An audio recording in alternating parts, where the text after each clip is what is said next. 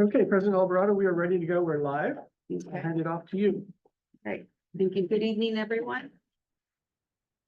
I call this meeting to order at 7:12. Please stand for the flag salute. Place your right hand over your heart. Ready to begin? I pledge allegiance to the flag of the United States of America and to the republic for which it stands, one nation, under God, indivisible, with liberty and justice for all.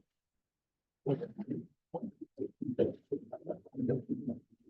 right, we will do roll call. There you go. Trustee Smithfield. Here. Trustee Vargas. Here. Trustee Morocco. Here. Trustee Kelly. Here. And I am present, and so everyone is present for this meeting. Next, I need an approval of the agenda. I make a motion that we approve the agenda. So moved. Second. Moved by trustee Kelly, seconded by trustee Vargas. Any further discussion? Seeing none, we'll call the vote. All in favor, say aye. Aye. Any opposed? Abstentions? All right, it passes 5-0. Number 3, there was no report action taken in closed session. Number 4, approval. Oh, wait, we already did the approval of the agenda. My bad.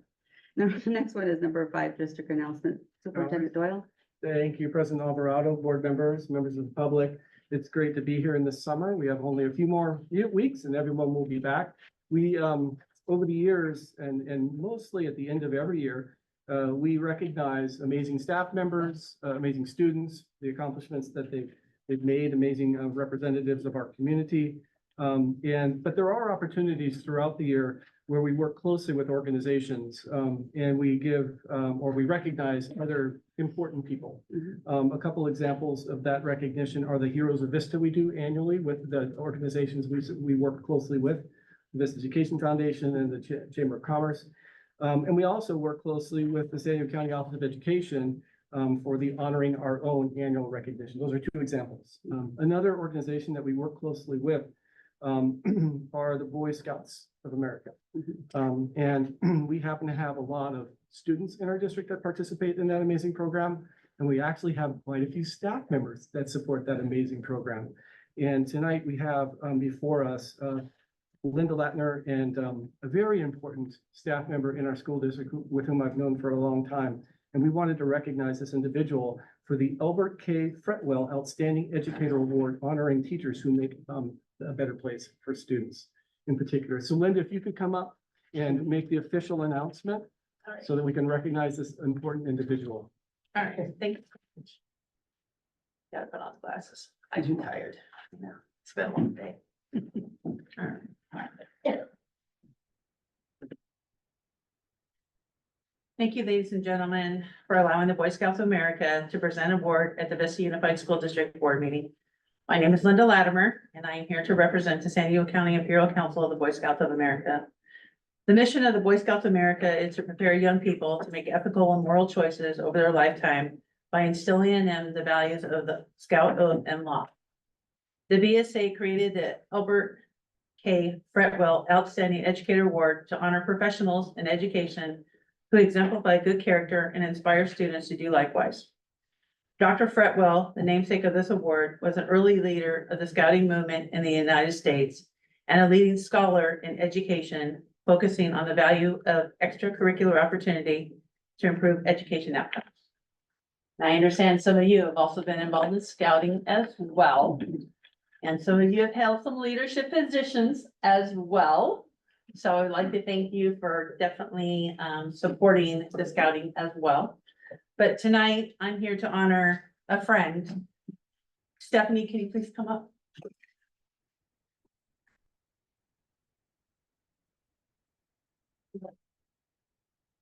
Oh, just begun. All right. Stephanie has been an elementary school teacher for approximately 30 plus years. I lost track. Working with a diverse level of students and not only making sure they receive a high level of education and making good choices, but also including many of her personal touches and making it a fun learning environment. Stephanie has a large vast of personal skills and teaching supplies to always make her classroom a place where the students want to be. She is very active in all of the school functions, from back to school nights to school fairs and other school activities to keep students engaged. During the pandemic, she was instrumental in making and providing learning activities for all of her students during a very long period of time that tested the patience of all educators. Stephanie is the proud mom of 3 Eagle Scouts. 2 of them are here tonight. She always took a very active role in her son's pack and troop, holding various positions from being a den leader for several years and also a troop committee member and troop committee chair, besides merit badge counselor. Further, Stephanie continues to assist scouting and helping Troop 799 here in Vista put together booths at Mission Meadows Elementary to help promote scouting, and routinely is still a person that they can call on for any ideas or assistance. She was also a key source for our recent scout fair that we had at Mission Vista High School, where she assisted in making sure signage for the event was fully displayed at her elementary school to help promote scouting in the community and for everyone to have knowledge to attend the event. It is my honor to present Stephanie with the 2024 Albert K. Fretwell Outstanding Educator Award.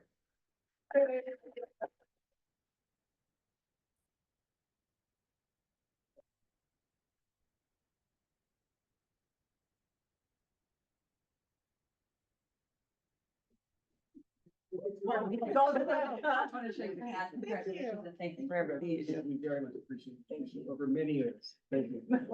Congratulations. Thank you. Oh, okay. Thank you. That's so awesome. Thank you for everything. Thank you. I appreciate it. Everything you do. Teacher. Thank you. We're gonna take a quick picture in a moment. Where should we stand here? Yeah, the sons. And Neil, congratulations, both of you. That's I saw your job. face. I don't know. Put her in the middle with her son. Yeah. The middle with her son. Get the family Yeah. together? Sorry. Like fine. Yeah. Okay, we'll take a picture. I think this room is. Right here. Yeah, it's really not. I'll get everyone. Excellent. Congratulations. Thank you so much. Well done.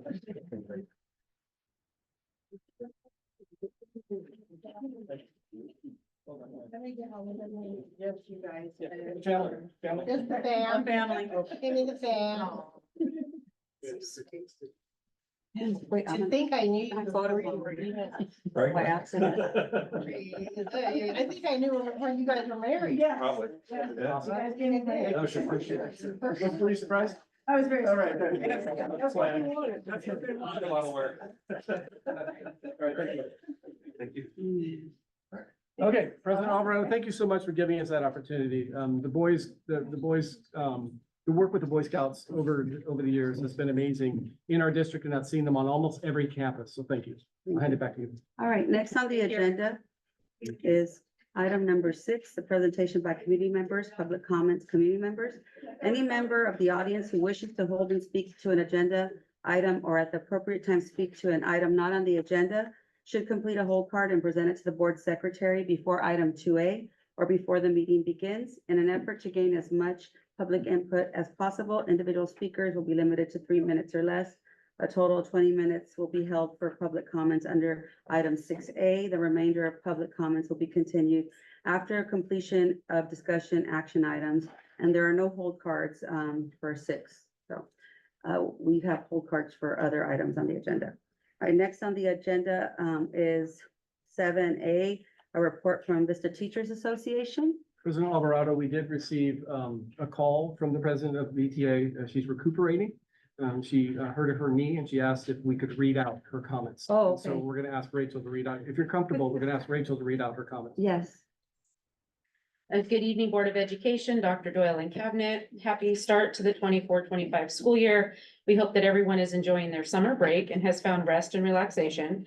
We are pleased with the successful establishment of the MOU, which not only provides more opportunities for our students, but also ensures that our teachers are compensated fairly for their hard work and dedication.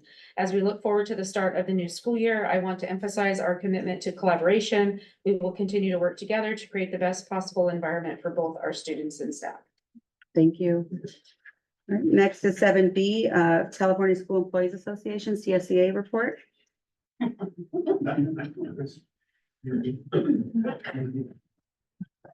evening. Good evening.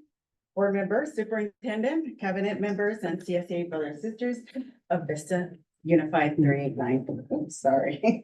All right, this should be a short report, but I do want to mention to the board one important topic that CSEA is addressing and working with the district on is the job classification study. We're happy to say that we're at the stage where now it's the union is reviewing the job descriptions and providing recommendations to the district. We have already met with HR twice already, and we are planning to meet once again later this month to continue providing recommendations.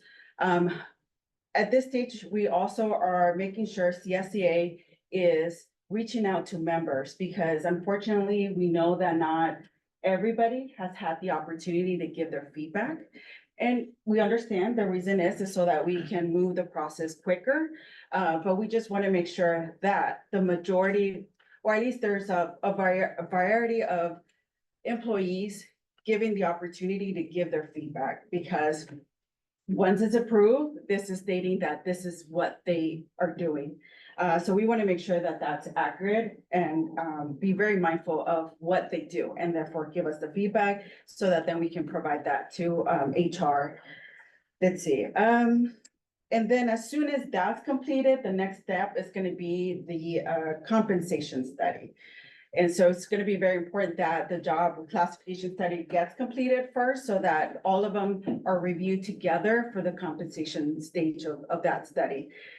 So we look forward to that. I will give updates if needed, just because it's a long time coming. There's a lot of job descriptions that are last reviewed since 2008 or 9, so long overdue. So I think our members, or rather, I know our members are really excited to be given this opportunity finally.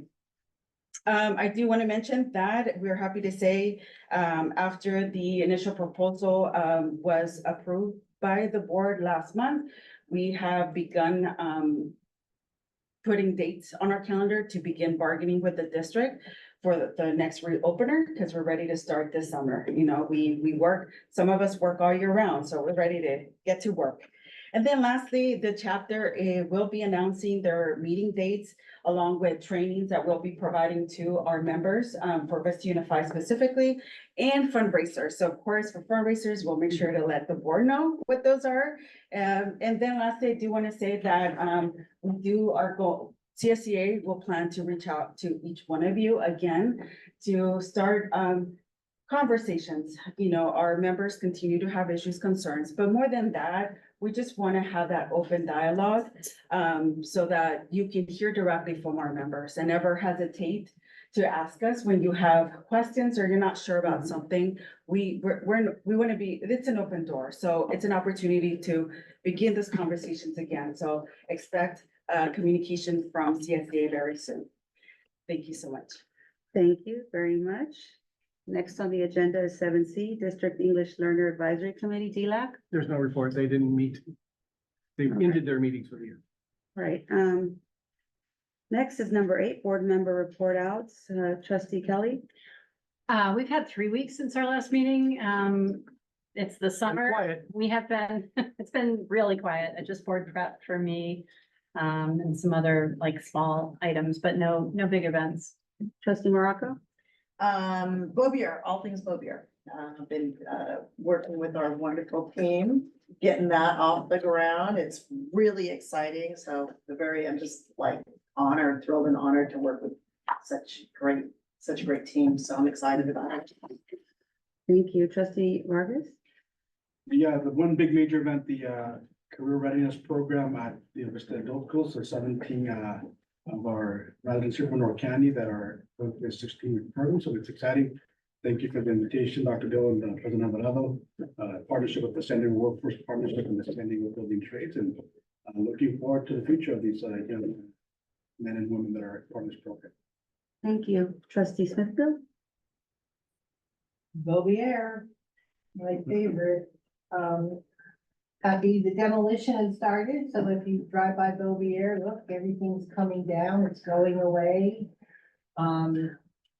It's looking incredible when it's gone. We all said our goodbyes and we all put our our love into it before it went. And then, of course, we met with the subcontractors, had our meeting, and things are going, thanks to these great people. Why are you looking so like, you should be looking, Alex, like, yeah, we're all good. Great. So thank you very much for everything. Thank you. And I didn't do anything but have board prep, so that's it. It's been a short 3 weeks, so I'm sure it'll pick up pretty soon. All right, thank you. Next on the agenda is item 9, staff committee reports to the board. The first one is A, Climate Action Committee summary of 2023-2024.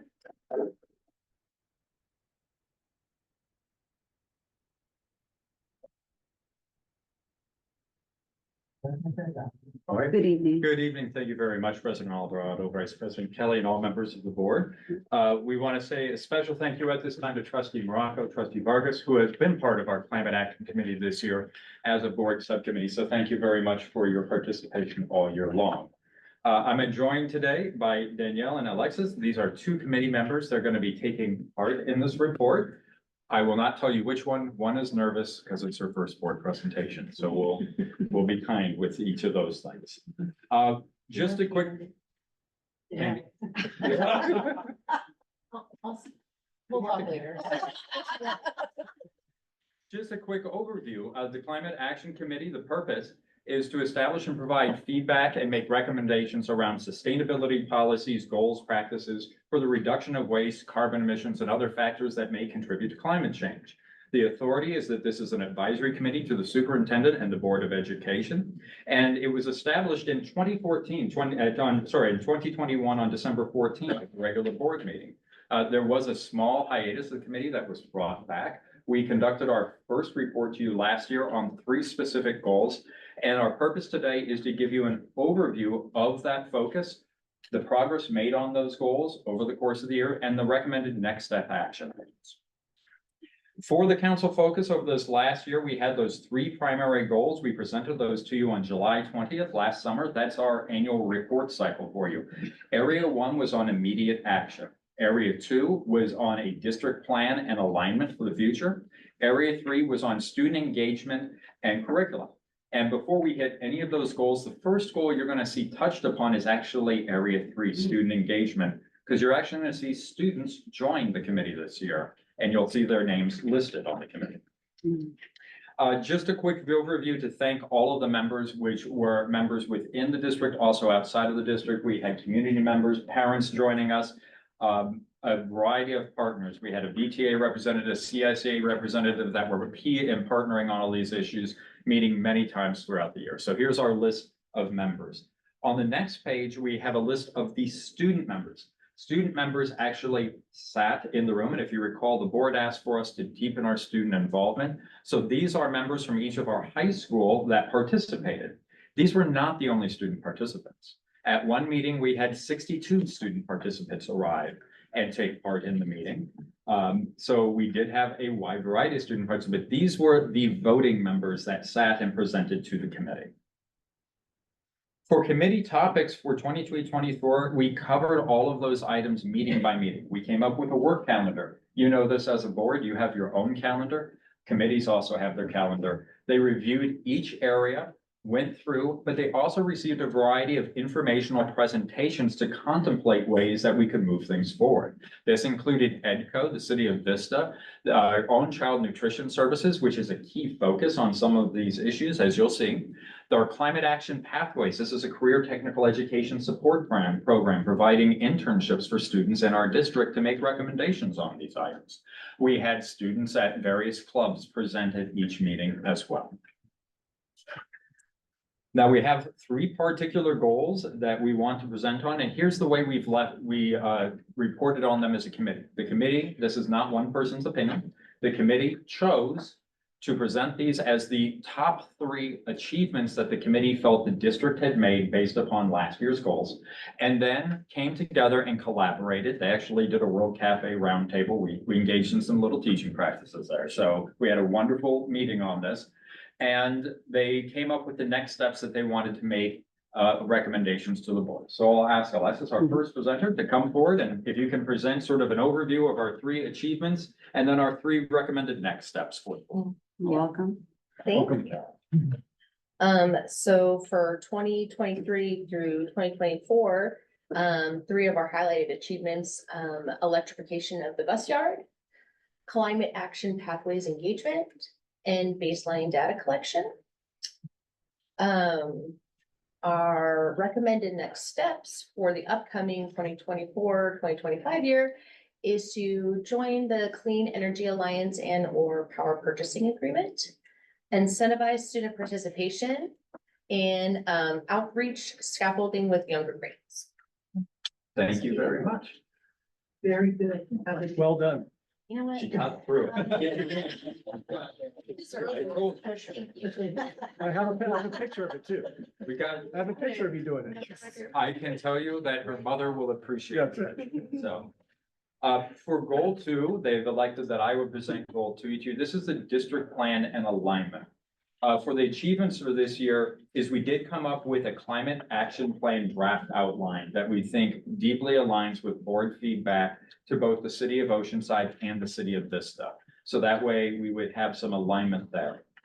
We were able to identify current practices, and in part, this was due to the Climate Action Pathway students, who I just received a presentation from just last week with Mr. Robert Crowell, the head of career technical education, and a number of members from across the district, including CNS and our ground services and operations, listening to what the students found. And this is some baseline information that they were able to provide to us. We were also able to have electric vehicle transit adoptions across. This is not just buses. If you take a look, we have vans that are available now that are going to be coming out and rolling out this year. But in addition to that, and I know this is a subject very near and dear to some people's hearts as well as mine, we have our first electric cars. So IT is Really moving little ones. over. Really Little ones, little ones. IT loves little cars. They're easy to get in and out of campus, right? So the Volt is, yeah, the Chevy Volt is with us. And it is charging away. So those were all wonderful things that have been happening. For recommended next steps, the committee felt like it was time to move forward with retaining a consultancy service to help us finalize a climate action plan outline into a solidified plan to present to the board. They felt that retaining a consulting firm based upon reviewing the practices of other places was the most effective way in doing that. But they also felt that we should initiate a targeted initiative to apply for grants to support climate action plans and goals. So that way we could find supplemental income to help. So those were the recommended next steps. Danielle, would you like to take goal 3 for us? Hi, So welcome. for goal 3, we have our student engagement and curriculum. For 2023-24 achievements, we had our improved student participation and voice, implementation of the Climate Action Pathways student program, and district STEAM and CTE events. So with our, like Dr. Losher has already said, the student involvement, it's been incredible to see what we've even just achieved this year. So next year is going to be even greater just to see, just kind of the steps that we've already taken. 2024 to 2025 is recommended steps. Establish social media at the district level on climate action. Expand our school site participation in landscape design projects. And improve elementary students programs on climate action as well. Thank you. Thank you. So to provide a quick example on some of these goals, when it came to something like social media, people have asked, why would you recommend social media? Well, we actually are one of the most energy efficient districts in all of North County. We actually operate at 90% average energy consumption on almost all of our school sites and at the district office. This is something that the students put together and was one of their findings. What we aren't doing really well is we're not getting the word out, so people understand how well we're doing on those items. So a lot of these recommendations came as students were presenting information and data that we were able to reflect upon. We're doing such good work and we're moving so quick, we're not celebrating the good work and sharing it with everybody. So that's where many of these goals came from. So for our next steps, we wanted to present this evening to you, let you know that we are open to all feedback to take back to the committee on these particular recommendations as our next steps. We have meetings already scheduled for next year, September 17th, November 19th, March 18th, and May 16th. We move around the district, so that way we can get to various locations. So if there's any barriers to transportation, we move from community to community, and we're able to engage in that way. And we're happy to take any direction from the board based upon your consensus, Madam President. Right, so we'll start with questions, and we'll go through ones, and then we'll do discussion. Trustee Morocco, questions? Not at this time. I'm, just, I missed a couple meetings here and there, and I was looking at the schedule and I was like, oh, I'm not gonna be able to make one.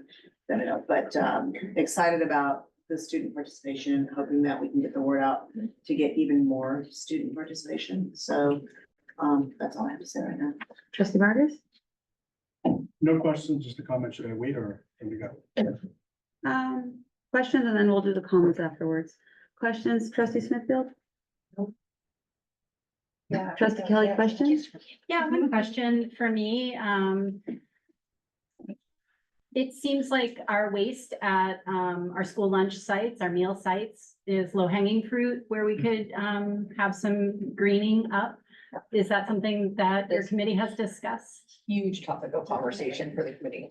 And it's definitely has its own barriers to kind of deal with, just special barriers of its own. I think the But- collaboration with CNS has been really important, because there's a lot of packaging and things that have come from COVID. It's an Mhm. excess, but how do you get rid of that when you really do have to have like, individual servings? And so it's just a matter of like, what kind of products we're using for that, like individual plastic? Is it something that can be composted? Is it just gonna go right into the waste bins? Also, the waste bins, we've talked about that too, like getting ones that you have to clean out or getting a liner. And then the liners are a lot easier because we just don't have the staffing and, the availability of going in there and just cleaning everything out every time. So it's a challenge, because nobody wants an extra plastic liner, but then you also have to have the safety, protocols in place for students. So is that one of, an example of why retaining a consultancy might Yep. give us some of the shortcuts to It's- solving those problems? It's finding the overlap of what can we realistically do, but also still maintain the standards that are in requirements that are, regarding to packaging. Sure. And how- Well, and I know there's like a time efficiency. And timing, too, yeah. whether or not they're allowed to redistribute afterwards, who can redistribute afterwards, there's a lot of things. So having an independent consultant come in and tell us like, hey, this is what other people are doing, or just Mhm. giving us more feedback is gonna be huge. And Okay. seeing the best practices that we've seen from other, from LA Unified, from, what was it, Minnesota, or one of the other, there's a couple different school districts that we've pulled the best practices from. So having somebody come in who can kind of help us weed through what's realistic for us to do within our budget. And then my question, oh, I'm sorry, you No, done? that's it. My questions, what is happening right now to the waste at lunch at our school sites? Could you describe that for me? Doctor? Yes. So for the waste for our lunch, actually, before we define it as waste, any additional food goes into two particular categories. One is food that actually can be redistributed in some way, Mhm. and there is a protocol for that and how it's redistributed. The other is that it's turned into composted waste, and then EDCO, who is actually on the committee, takes the compost waste and they put it to something called their digestive machine, and it becomes a biofuel. So we're sorting that right now at every school site. There's like a waste basket for green stuff, compostable stuff, plastics that are recyclable, and then trash. Sure, so I'm making it sound super simple, and it's not. Getting anybody, and I'm gonna speak about this in another thing, so way back in my past, I had to teach marching band. You think getting everybody to step on your left foot, like 200 kids at the same time, is easy? It's hard. Trying to get 600 to 2,000 kids to sort exactly into the various things is actually an incredibly complex task. So they are engaged in this and they're making progress on it. We are not at 100% across the board where we're getting all items perfectly sorted. I would say our elementary schools are actually further ahead than our middle and our high schools Right. in that effort, but there actually is for biomass a separate container than there is for general waste than there is for recyclables. Okay, thank you. And then the second question I have is, what school districts are part of the community, the recommendation? The Clean Energy Alliance? Sure. So the Clean Energy Alliance is not a community of schools. It's actually an organization in North County of local governments and various places that are joining. So it's usually covered by cities, and at this time, they're open to having school districts and other people make climate pledges and joining with them. Okay, so that's not how we would get community choice energy? So we would get for not community choice energy necessarily, but what we would get is we're part of a Clean Energy Alliance. So you can specify in that, and just by a matter of fact, Vista as a community is part of the Clean Air Alliance to an 80% threshold, meaning up to 80% of your energy is coming from clean sources. But if you join and you do a power purchasing agreement, you can specify over that 80%. So you can specify 90, 95 to 100% of your energy comes from clean energy from the local power sources. And then the last question, how do the schools in Oceanside, like, are they part of the same kind of program that Vista has with 80% of their energy coming from clean sources? So I don't have the Oceanside School District's data in front of me, and I have not reviewed it personally. What I have been informed by SDG&E is that we are the most energy efficient school district in this area by several percentage points, so upwards of 10 to 15. I think I'm not being clear, and I'm sorry. Yeah. My question is, like, for the schools in Oceanside that belong to our Vista school- Unified School thank you. District. Okay. The 8 schools. Yeah, Yeah, so the only schools that did not make 80%, that 80% threshold, there were only 2 school site locations that did it. The first school was Vista Magnet Middle, so all the ones at Oceanside did. Vista Magnet Middle did not make that list, and that's because Vista Magnet Middle had construction on it. And the energy for construction pulled off of it. The other school, my understanding, didn't make it with Vista High School, but also because it had active construction pulling electricity off of it. But I can get you the exact numbers for every school because the students presented on it, including every school, and break it down for you in a Friday letter so you can see it. all right, okay, thank you. Now we're gonna do feedback for the committee. So we'll start this time with trustee, I started with trustee Morocco, right? So trustee Vargas? Yeah, thank you, Alexis, Neil, Dr. Loescher. This is one committee I look forward to participating. One thing to put on your radar, Governor Gavin Newsom signed AB 25 last year. And so this is for like the teaching the cause and effect in climate change and how to mitigate that. And so that's going to impact both K-6, but 7, 12. And so if you can put that on our agenda so that we can bring back recommendations and see where it's already happening. I know with the RIB schools, we already teach, about global challenges and how to be problem solvers. So it's already happening in some of our school sites, but getting a better assessment of where it's happening, and where is there room for opportunity. But with that, the other thing is the electrical grid. I know we have our buses, and in our discussion for our board has been, how do we make sure that we have charging stations, so that we don't have buses without, the power units, and that could be another topic of discussion. Thank you for the report. Trustee Smithfield? I just want to make 2 comments. Our elementary school students are awesome at this. I remember when we first started them, they've come a long way. And then I've seen it some of our secondary schools where, because they're not, bottom line, they ever been using other people. But there are some of our sites that actually have, like, I don't want to say for community service, but it could be a community service group that does take care of this at those school sites. So maybe you can look at the school sites that already kind of do that and kind of figure that into your. Are you talking about in regards to like, the food specifically? I'm being talking pushed about at or- lunchtime. Okay. The trash, where is it going? It should not be thrown in the trash can. This food needs to be separated, is what you were saying. So they do have it figured out at some of the sites. Or maybe it's just like the 6th grade lunch at one of the sites, but they do have things in progress. So maybe we can get some of those kids on the committee and they can share what they do with us. Some of our high school students have mentioned the same thing. I mean, they're frustrated as well because they see it and they see that it's possible and then it gets less and less respect as you get older, you know, that they can just throw it wherever they want to. And if you show up after a lunch at either one of those campuses, And getting, but if you put the Networking. people in charge, their peers, you know, wonderful things can happen. definitely. Dr. Lusher, is it accurate to say that the back house of schools are fully implemented in the composting? And it's now the front part where the students' engagement is, so that's the part that is mainly the focus now, Okay. is getting the cool. students engaged, because the staff and faculty, they have already implemented that, you know, Right. behind the scenes in the kitchens and stuff like that. But getting the student body, especially middle and up, And so some of. is challenging. There are some things. Right. So. Like I remember when I was at Roosevelt, we had a very specific little program that was just our grade, our class, Right. well, the 1 year I was there, you know, but yeah, that kind of Yes. stuff. Thank you. Thank you. Trustee Kelly?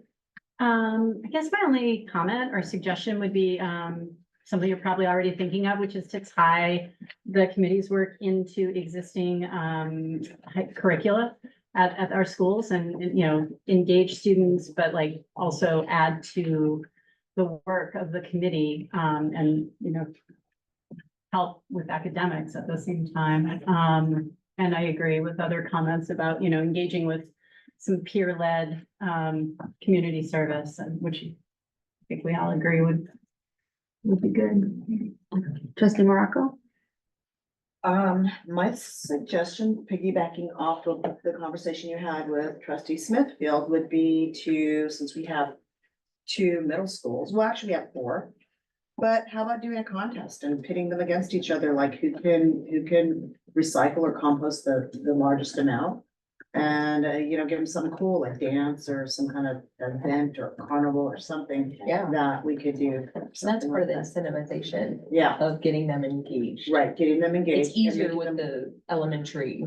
Right, but but the once middle it's in the middle, school, like- the middle school, like you wanna do something that will reward them with a Yes. peer event, so, you know, some. Right. Friendly competition. Friendly competition, exactly, and, you know, That's a good idea. something like that, or if we don't wanna do competition, it could be just meeting a goal. If the schools meet the goal, then they all get the dance or I don't know, do they still do dances and? A plaque or something. No, that's no fun, No? no, a At the dance, school? something like a Like at the party, school? they get Like a a nice party, thing, they get a party. Like a Friday afternoon. Is pizza and party they still- used to do Roosevelt, Sunday with Roosevelt. Yeah. Yeah, you used to do those like Fridays and there are all the, you know, even that. Yeah, So that's where I think I don't know how challenging it would be to get how we have our high schoolers involved, how we could also reach out to the middle school kids and maybe try to get them involved. Maybe not directly with the committee, but just getting their voices too. Cause I feel like we have all these great ideas, but then we need them to tell us, Well, we need okay. them to direct us on how, what are you gonna hear? so. I know, Sean, we talked about, you know, the rotating the venues so that we can get Yeah, more students. What about doing them at some of the middle school? At the middle campuses? schools, have the meeting Yeah. at the middle schools, give it to them. Yeah, Definitely. I And mean, we held one at a middle school this year, but our intention is to go through all schools. Yeah. That is our intention. We're just spiraling into, so absolutely, we Or- can focus. Maybe, because I know we only have, 4 meetings, okay? So maybe we need to have some satellite meetings that are just specific, like town hall, like a kind of a middle school version of what a town hall would be, where we go and present to the middle schools and, you know. I'd like to see the students have more involvement, you know, maybe, like you were saying, if we did go to the middle school, have the high schoolers there so they can get, you know, some excitement Yeah, brewing. And then possibly like a subcommittee that's working on that, that's building clubs within the schools. oh, there, yeah, that's a Yeah. great idea. Definitely. I could see us working on that for sure. And then, for me, I was on the climate action committee when we first passed the resolution. And we did have students on that committee and we had the meetings at Madison. So we had students from all over, but I really like the idea of rotating it. And of course, I saw the list and it's a lot more students. So I think the pathway, right, is really, the climate action pathway is paying off. And just, you know, maybe part of like back to school expectations, like a video of what to do and why, and then show them a landfill. Like, I mean, maybe that's just my idea, that so that they see it, right? If they, I think some people don't understand what a landfill looks like. The So, visual is. yeah, is so. Stunning. There was, I can't remember, I think it was in, it might have been in Canada. I went to a museum and they actually had a pillar that they had taken from a landfill. That was, you know, just this round thing that showed the garbage. Demonstrated it. Yeah, it was floor to ceiling or beyond. Yeah. And it showed what happened to all the stuff that gets in there. And it was very, very impactful. So maybe that. So that's my 2 cents. Thank you guys very much. Thank you so much. Thank you. Thank you so much. All right. Next on the agenda is 9B, Measure LL Micro Bond Workshop. I have a feeling this is gonna be the Sean Losher show. Yes, for a couple. For a couple, I apologize. I thought that was for. Okay, continue. We're right back. All All right, take it away, Dr. Lusher. Thank you very much. This micro workshop is gonna be a little different than the ones that we have had over the last year because we have dramatically narrowed our scope. So we are going to be coming back to you next month with a focus on Beaubier, particularly as we move through this process of raising the school site and then starting from the destructive process of raising into the constructive process of building new school. But some of the things we need to speak about this evening are not as exciting as that, and I apologize for that. You're gonna have 2 action items later on in this meeting. These are items 16F and 16G, and we're gonna briefly cover 16F. 16F is in regards to providing the insurance for construction for Beaubier Elementary School. Now, not a lot of insurance is required when you're doing the demolition, but when you are building things, you want to be covered, because if something were to happen, God forbid, we want to be able to get back into construction quickly, because we still want to build a school that we need for our students, right? So there are different options you have when you come to insurance. Now, one option is that you can let, in a lease back, you can let your general contractor provide the insurance for you. The other option is you can provide the insurance yourself. And here's what I'd like to tell as a brief story about why it's advantageous for us to engage in what's called an owner-controlled insurance program, which is what we're recommending here. If you go and you take a trip and you rent a car, you have the option to use that car company's insurance or your own private insurance. The difference being is if you're in an accident, if you purchase the insurance from the car company, they actually represent the car company. If you hold your own insurance policy, they represent you and your interest. So our recommendation is to go with what's called an owner-controlled insurance policy. And we have Anthony Carlton here joining us, who's our insurance expert on this matter. And this is often called an OCIP for short. And not only can this be advantageous, can you get a higher level of coverage and limit your risk liability? The amount of time should something happen that you can get back to construction is typically greatly reduced.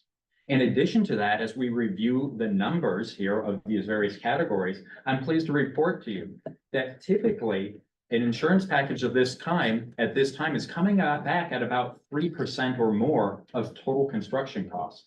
This came back at 2.05%, saving the district well over $750,000, $800,000 for this program. So this is a budgeted for item.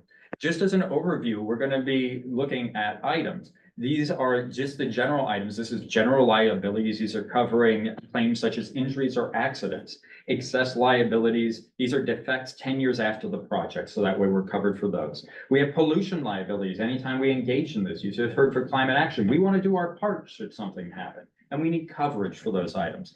And finally, there's builder's risk for property damage and covering event of fire, or theft, or vandalism. Here's how this breaks down on the next slide, just as a broad overview.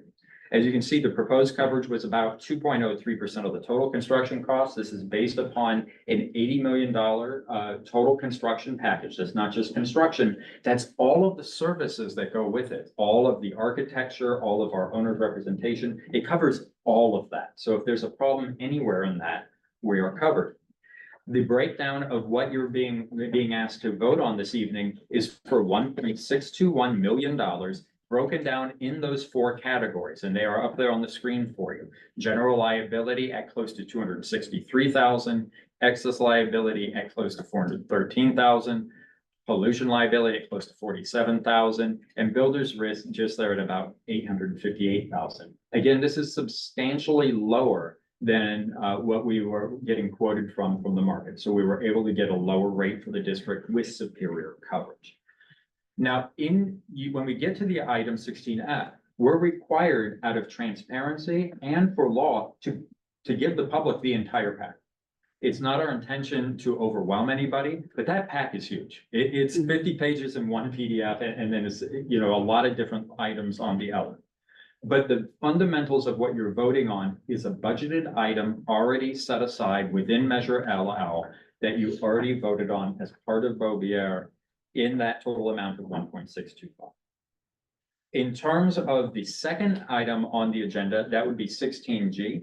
That is an item that allows for us to conduct a variety of remediation verification. And we're not going to do that with our contractor. We do that separately. So that way we have a third party do it. That way we have somebody double check all of the work. And we do that as a safeguard and control to make sure we're getting prudent advice as to any hazardous material that may or may not be there. So this item is also budgeted for inside of Measure LO, but this is a separate contract. And these are the two action items that you're being asked to consider. Again, that's 16F for the OSIP and 16G for this particular item. Outside of that, we're here to be of service, answering any questions that you may have this evening. Again, your two action items are listed later in the meeting, Madam President. Okay. Questions, trustee Smithfield? Questions, trustee Kelly? No, thank you. Questions, trustee Morocco? Sounds good. Trustee Vargas? Yeah, at one point we had talked about the neighbors on the hill with Bobier. Mhm. And so what's the status of that as it relates to this? Like, you know, there to be any accidents or any plumbing issues in that area? Yeah, so this covers the entire property during the construction and all of those risk liabilities associated. Yeah, then the owners know where the property lines are between the school district and. An excellent question. We're actually going to be putting this in a Friday letter. We just completed what's called the boundary survey. So the boundary survey, and I want to thank both of the board members that are part of that committee, Trustee Smithfield and Morocco, were on when the architect just announced they just completed it. We're going to share that with you, but the official boundary survey is completed, and we're going to be sharing that with the community.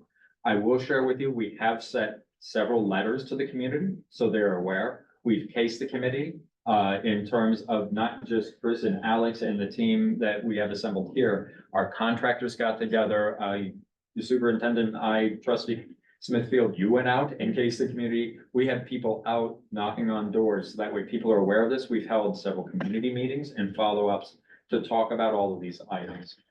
So we're actively engaged in this, but now that we have the official boundary study, Trustee Vargas, we're going to be releasing that parcel by parcel to the community members, so they're aware if there's any infractions. And in some cases, some community members are going to be surprised that they may be gaining some property back that they didn't think they had. Thank you. All right, now feedback, trustee Kelly? No, thank you. Trustee Morocco? I actually had a question, follow-up from that one. Are we gonna be marking those boundaries with, you know, chalk or something like that, so that during the construction phase, the neighbors would see that? Yes, so there will be, during the construction, there will be survey crews out there that will be marking our property lines. Right. Yes. Okay, thank you. Feedback, trustee Vargas? No feedback, thank you. Feedback, trustee Smithfield? All right, and I have none. Thank you so much. So before they move on, President Alvarado, I just wanted to ask, would you like them to remain for the action items? If you have any additional questions, or are they free to go now? What is the will of the board? I'm good. Yeah. Okay. Yeah. All right. Just wanted to ask. Thank you. Alex, thanks for all your hard work up here tonight. Yeah. Thank you. Next, Shut them up, could we? But Alex can stay. next on the agenda is item 9D, which is board policy 0415 equity annual update. Olmsted, we have You know, all my material, because I have She's gonna be there twice.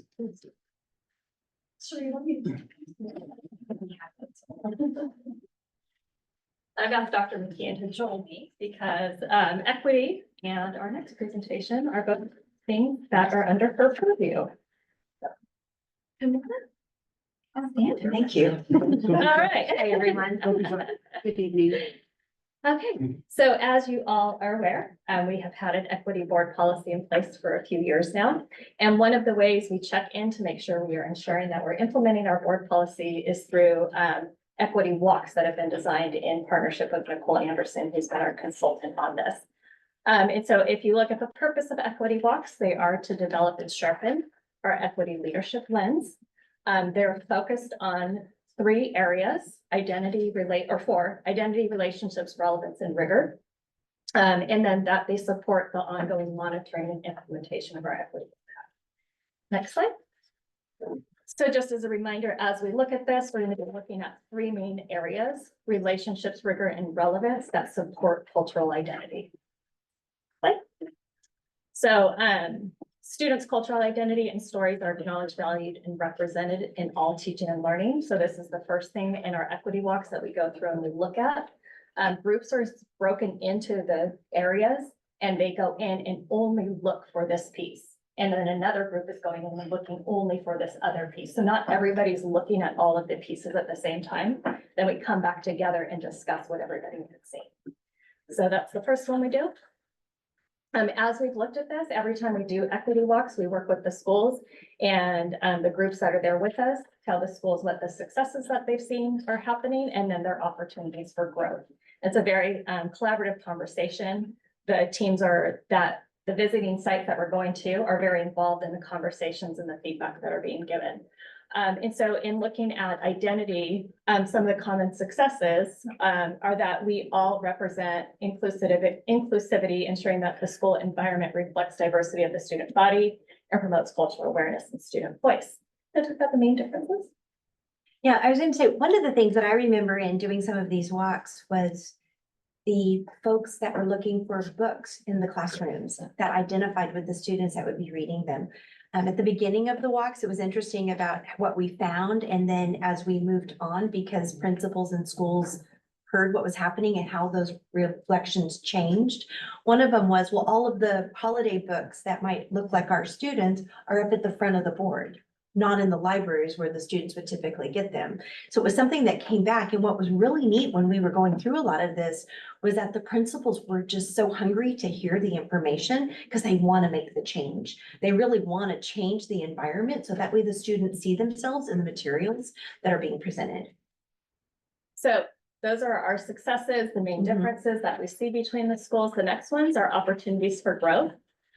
You'll notice that the opportunity for growth in this area is the same as the success. So while we see this as a success at many of our school sites, we still need to continue to work on this. So we still see it as an opportunity for growth as well on making sure that we have cultural representation, especially like when we're looking at our student councils, our ASBs, things like that, that we want to really make sure that that diversity is included in those type of student groups that are being formed on our campuses, and that we have that breadth of student representation that our population really has. And so, this is what Cherie talked about, the elementary schools diversifying their classroom libraries. We need to do more work in that area. Trustee Vargas had made a recommendation to us that we're making sure that we're reaching out to our parents and asking what type of books would you like. So we brought that back to the principals and they actually went out and asked parents. Kim Morton at the Leadership Academy has an influx of students from the Ukraine and Russia, and she sat down and she met with those families and said, please help me pick out some books. And so they're reaching out more to families and saying, please help us pick titles to put in our classroom libraries and in our libraries. So that's been a huge success.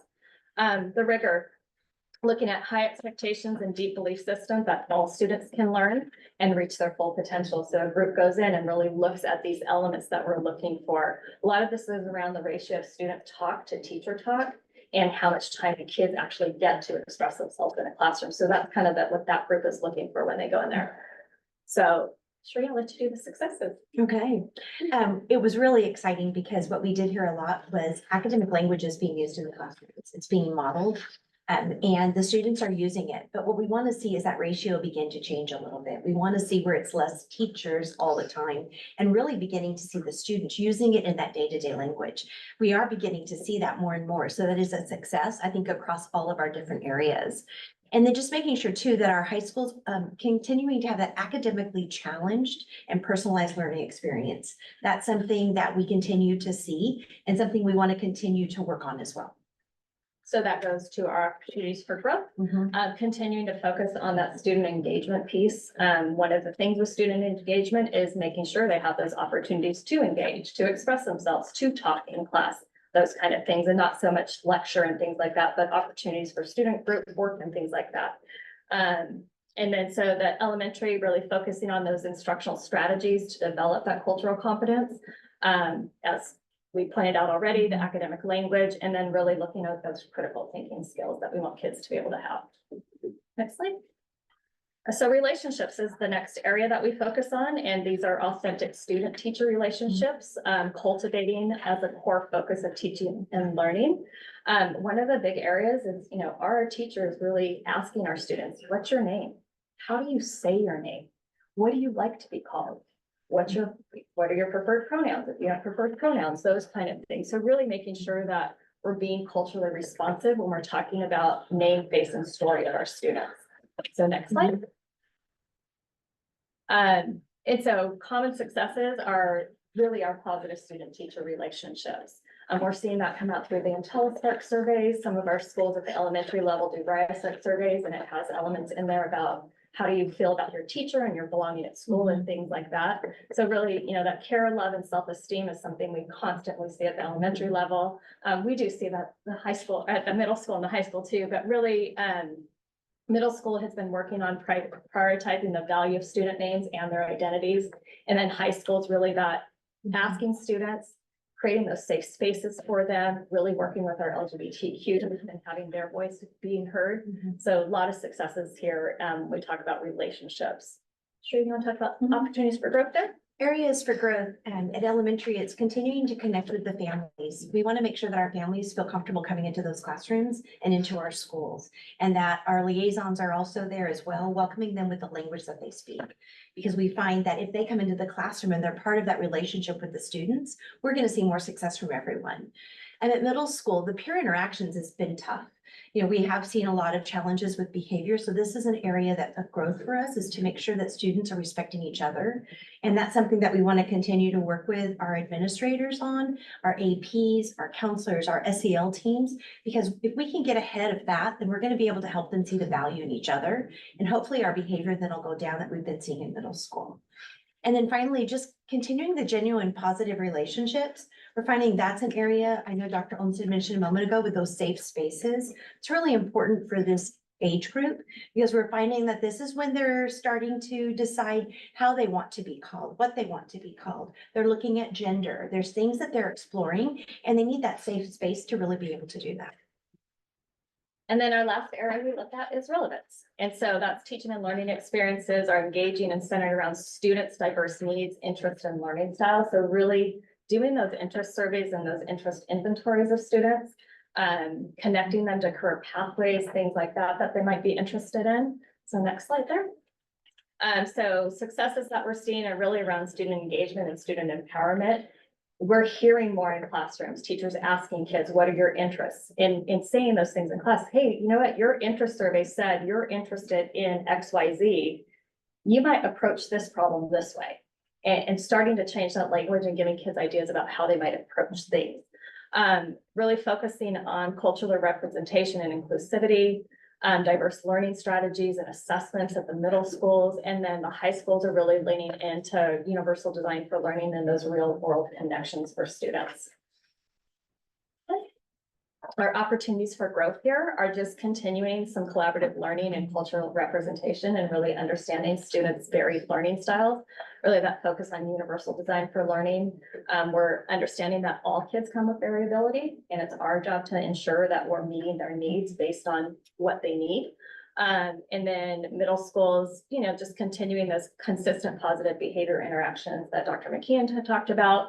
And then high school is continuing to help understand that deep cultural understanding. I think our ethnic studies that we'll be implementing a year from now and using this year to really kind of continue to build will help a lot of that cultural responsiveness and things like that at the high school level. Fine. So, I see that for you. All right. Any questions? We're gonna do questions first in Morocco. I'm sure you can imagine where I'm gonna go. Data, my life. Oh, yeah. Okay, I love this, this is wonderful. How do we translate it into academic achievements? Yeah. Because I'm not seeing that. Our English learners are 91.1 points below standard. They declined 17.7 points.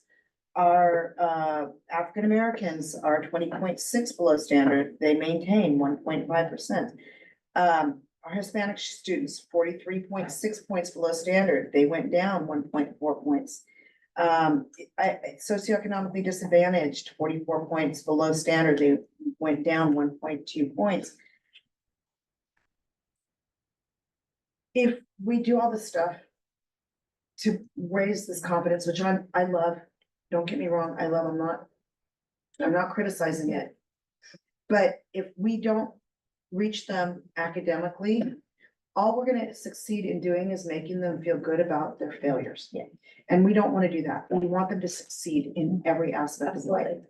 So that's my concern. And so how do we tie this back? Yeah, so I think the dashboard indicators you're looking at about 2 years in the rears now.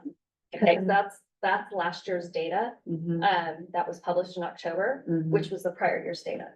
Right, and so we've been able to analyze some of the data coming in already that we're getting from the state, and we're actually making improvements.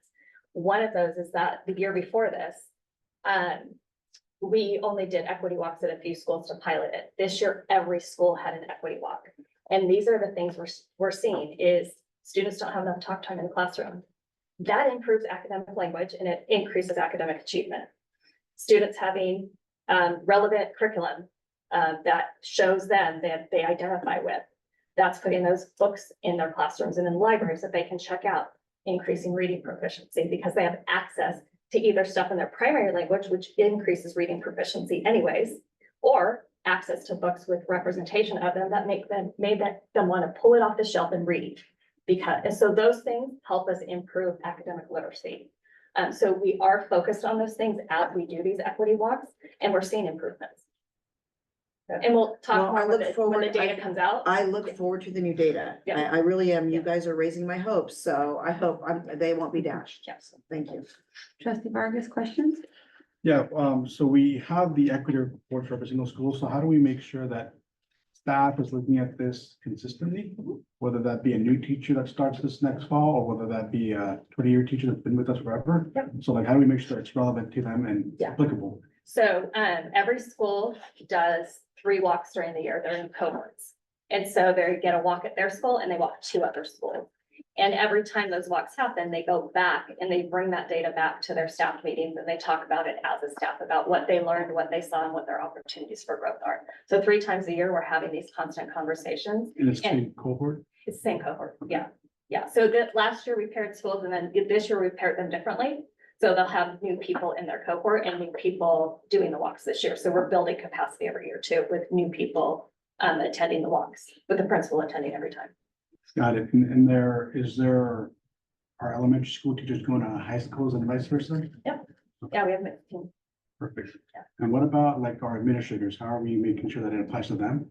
They're coming, they're leading the walks with us. So we do part of like from a district lens and what Nicole is helping us with, just kind of an overview. The principal comes alongside, tells us all the things they're doing to celebrate successes that they're having. And then they're involved in the debrief conversation. And then my last question is for like the non-traditional students of special education and English language learners. How are we thinking about that? We haven't really had a lot of students with disabilities participate in our equity walks yet, but we definitely have had English learners participate. We have had students with disabilities, parents participate in our equity walks though. I guess more of my question is, we are like seeing, going into like special education classrooms that it's not, something that's not part of that report. Correct. Oh, no, we do walk into special education classrooms too. Perfect. So that's part of it, yeah. Thank you.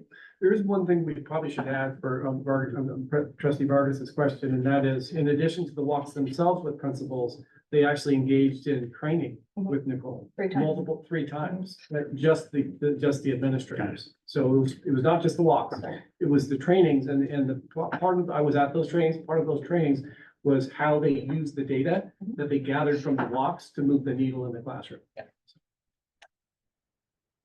Trustee Smithfield? So I heard you in your report say this needs to lead to academic day-to-day, better academics in the classroom and academic challenges. And then I listened to what Rena brings up, and then you tell us about the data, which you've told us that the last couple meetings, but we have yet to see any of that. And you say you're already looking at it and analyzing it. I think we need to have that. And then the dashboard, yeah, like how many years? And a lot of the things that you said are just common sense for teachers. We don't need to have people come in higher to say, make student connections, learn their names. We can do that ourselves. And have people to tell. Yeah, we don't need, most of the things that you said that this is bringing forth as far as what's happening at the school sites with the kids. Because we hired some of you because you were supposedly the experts that you could be saying to the principals, here's the thing, instead of bringing people in on the taxpayers' money, instead of giving it to the kids to do this.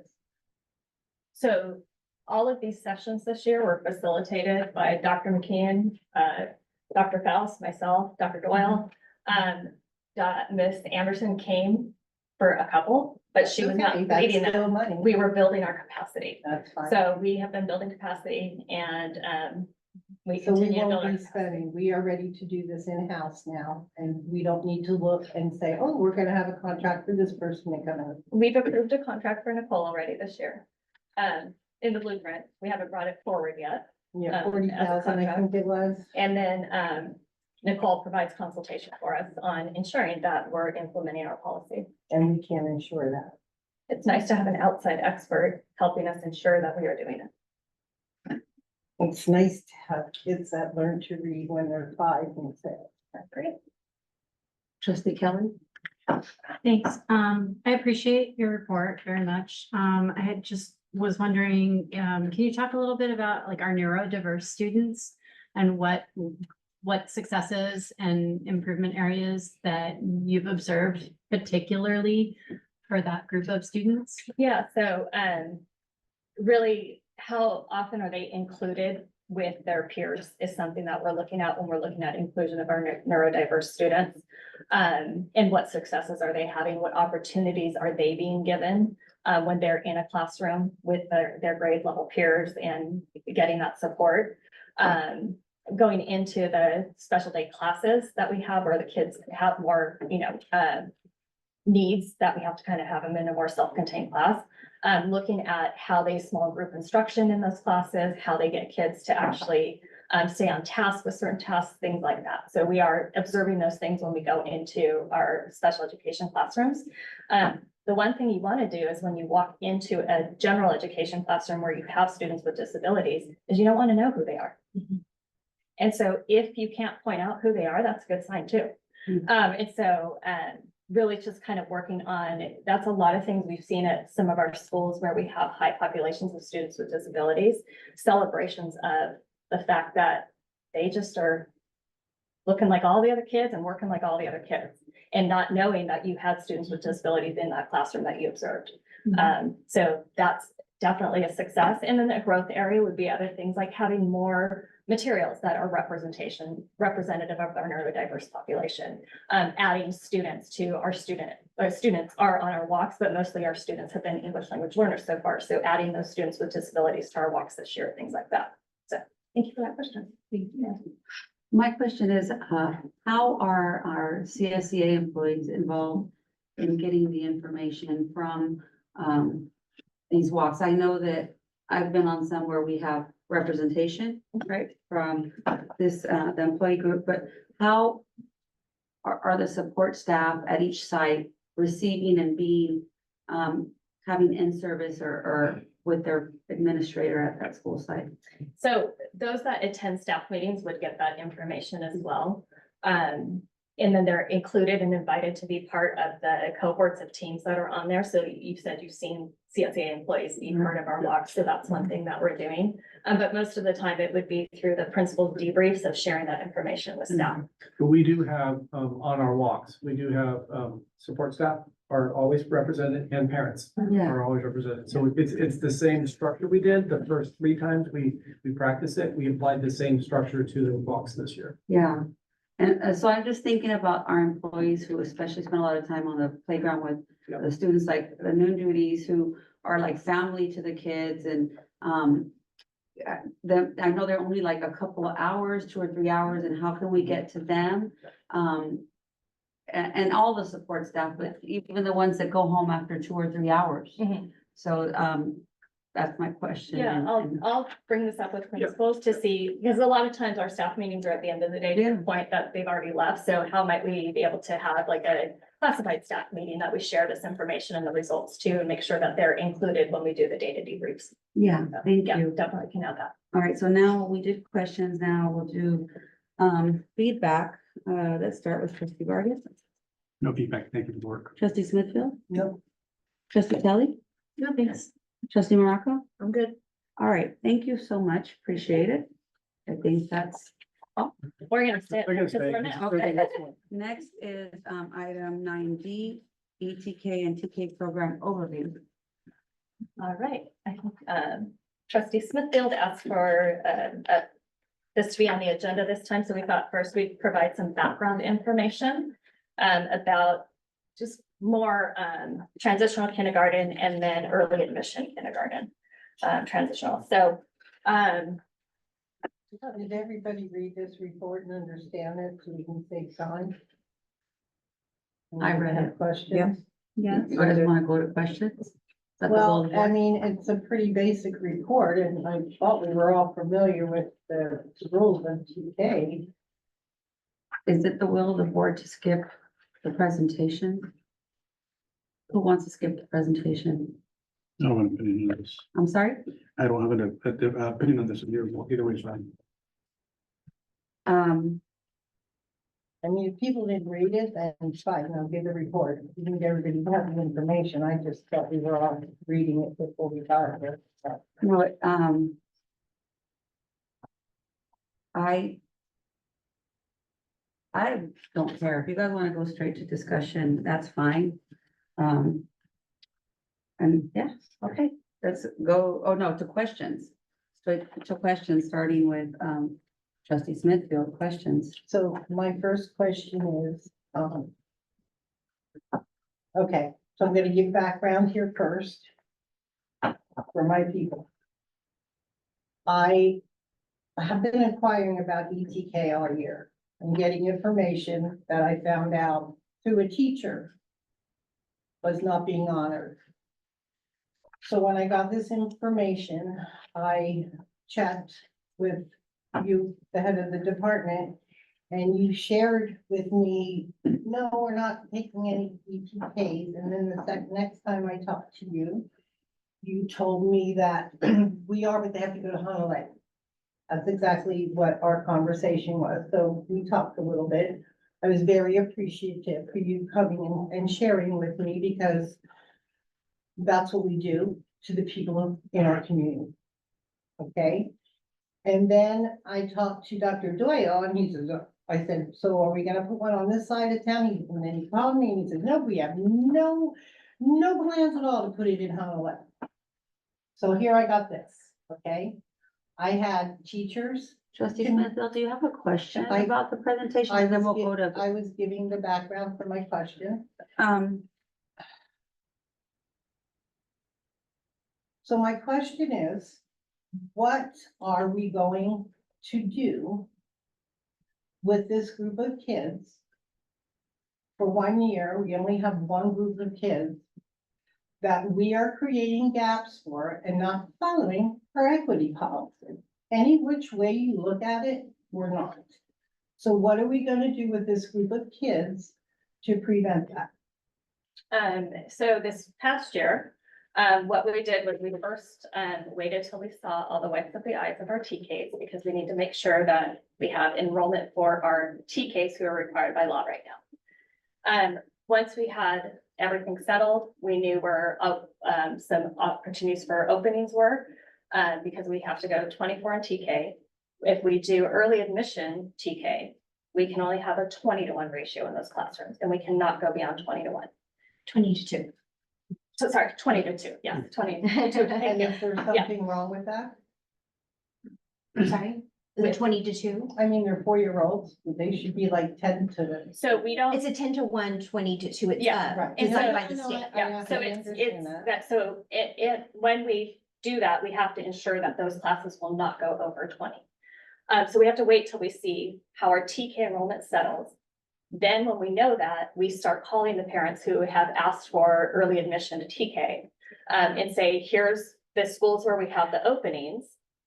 Would you like a place in that school? Okay, so my second question is, we have our DLI program. And when Grapevine had kids that wanted a DLI TK, we gave it to them. And then they got another one in another kindergarten. We have enough at Alamosa that wanted it. They were told no. So I'm not sure, again, I'm gonna go to the equity. Is it because they're at Alamosa? So you don't need it, but Grapevine, we need it? That's not equity. These kids will be the youngest kids. If they're boys, we all know, this is research, and I did this for my job for 30 years. Please do not disrespect me that way. They're boys, they're young, and we're starting them the latest. We're putting them behind the ball. Our second learners, our foster youth, our military families, all have the 8 ball against them to begin with, and then we're not gonna give this. My grandson was in kindergarten this year. He did not have TK in our district. They went to a different, very good. The difference between the kids that have the opportunity in our TK and the other ones is unbelievable. So if they don't even have our regular TK and they go into our kindergarten classrooms, they have some catching up. But to do this to this group of babies, in my mind, is criminal to them. And we are fake. The 3 families who asked us for early admission last year, we admitted. But We had that's fine, room but for there's a lot more this year. them. So right now, And as when, of wait a today, minute, when they call the office, they're being told there's no exception. There aren't exceptions on the 20-2. That is a requirement based upon the students that are in that birth date range. And so that is something that has to be looked at. And the way the policies that we have read is that the TK students get placed first. So that way we can And see I if there understand that, are, but think of the people that you work for that pay your salary. They call the office and they're not given that information. They're told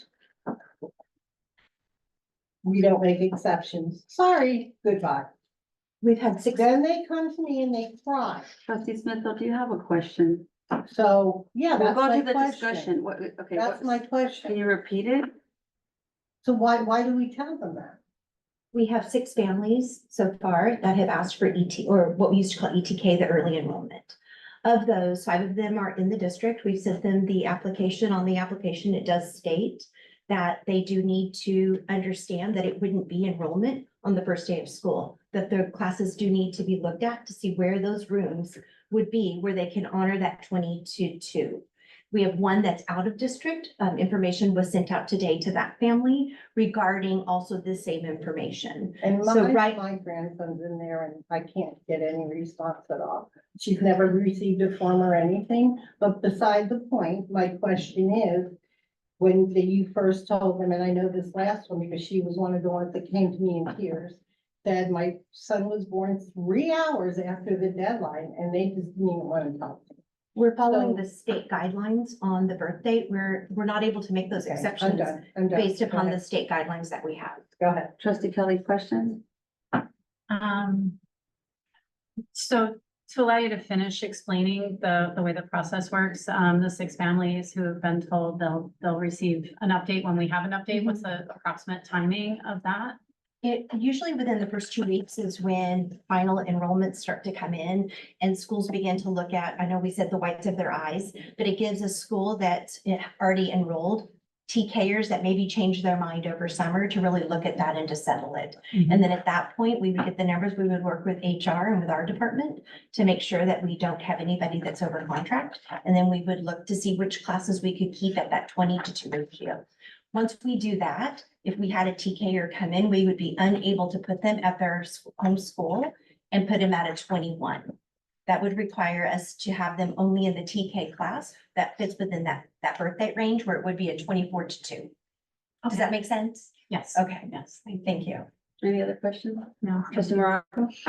You know, sometimes some of these things can be communication issues. Mhm. So would it be possible that you could send out to each of us board members, maybe that form that is sent out to these parents to make sure that there's not something that is being communicated that perhaps they don't understand, or there might be, something like that. So maybe that could be a helpful thing, is if we saw that form. Absolutely. Yeah. I have an application form that we would send out to the families that Exactly. explains everything.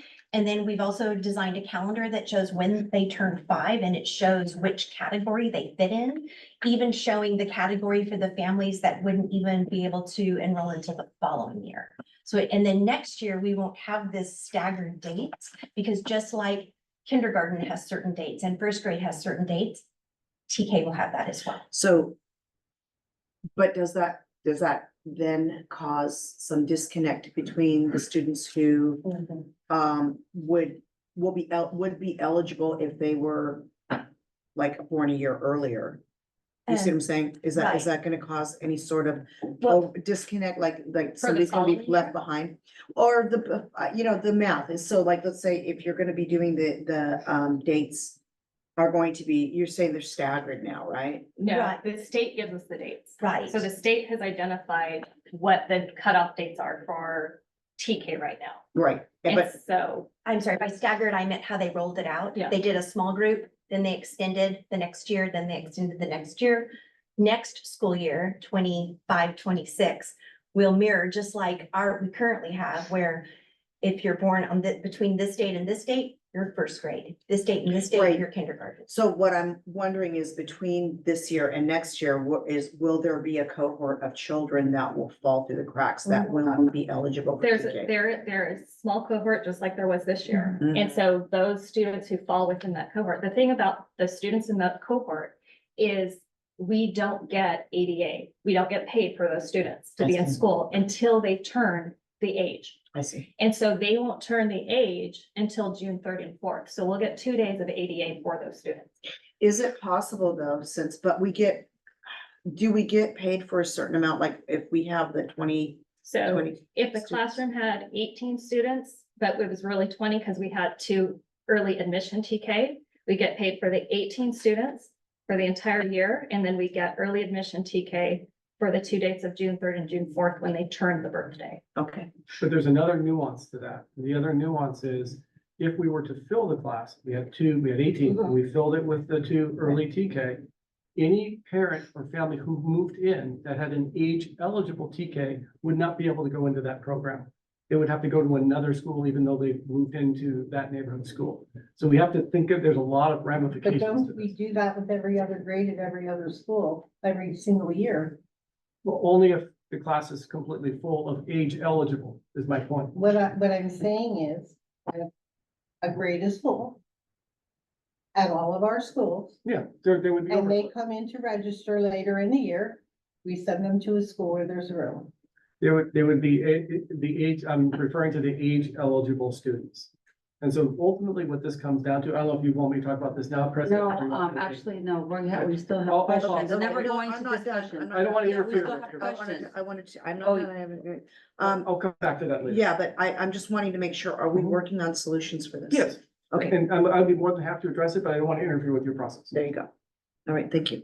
I'm done. Now I'm done. We jump to questions. Trustee, Vargas? Yeah, I know in the past, even for TK, one of the big struggles, infrastructure, so facilities, classrooms. Where are we at with that at this point in time? Currently, at this time, we have enough space for our current TK classrooms that we've identified. Got it. So adding ETKs, that creates problem, we don't have the rooms. if we don't have the rooms, correct? Okay, and Yeah. that depends based on campus. Yeah.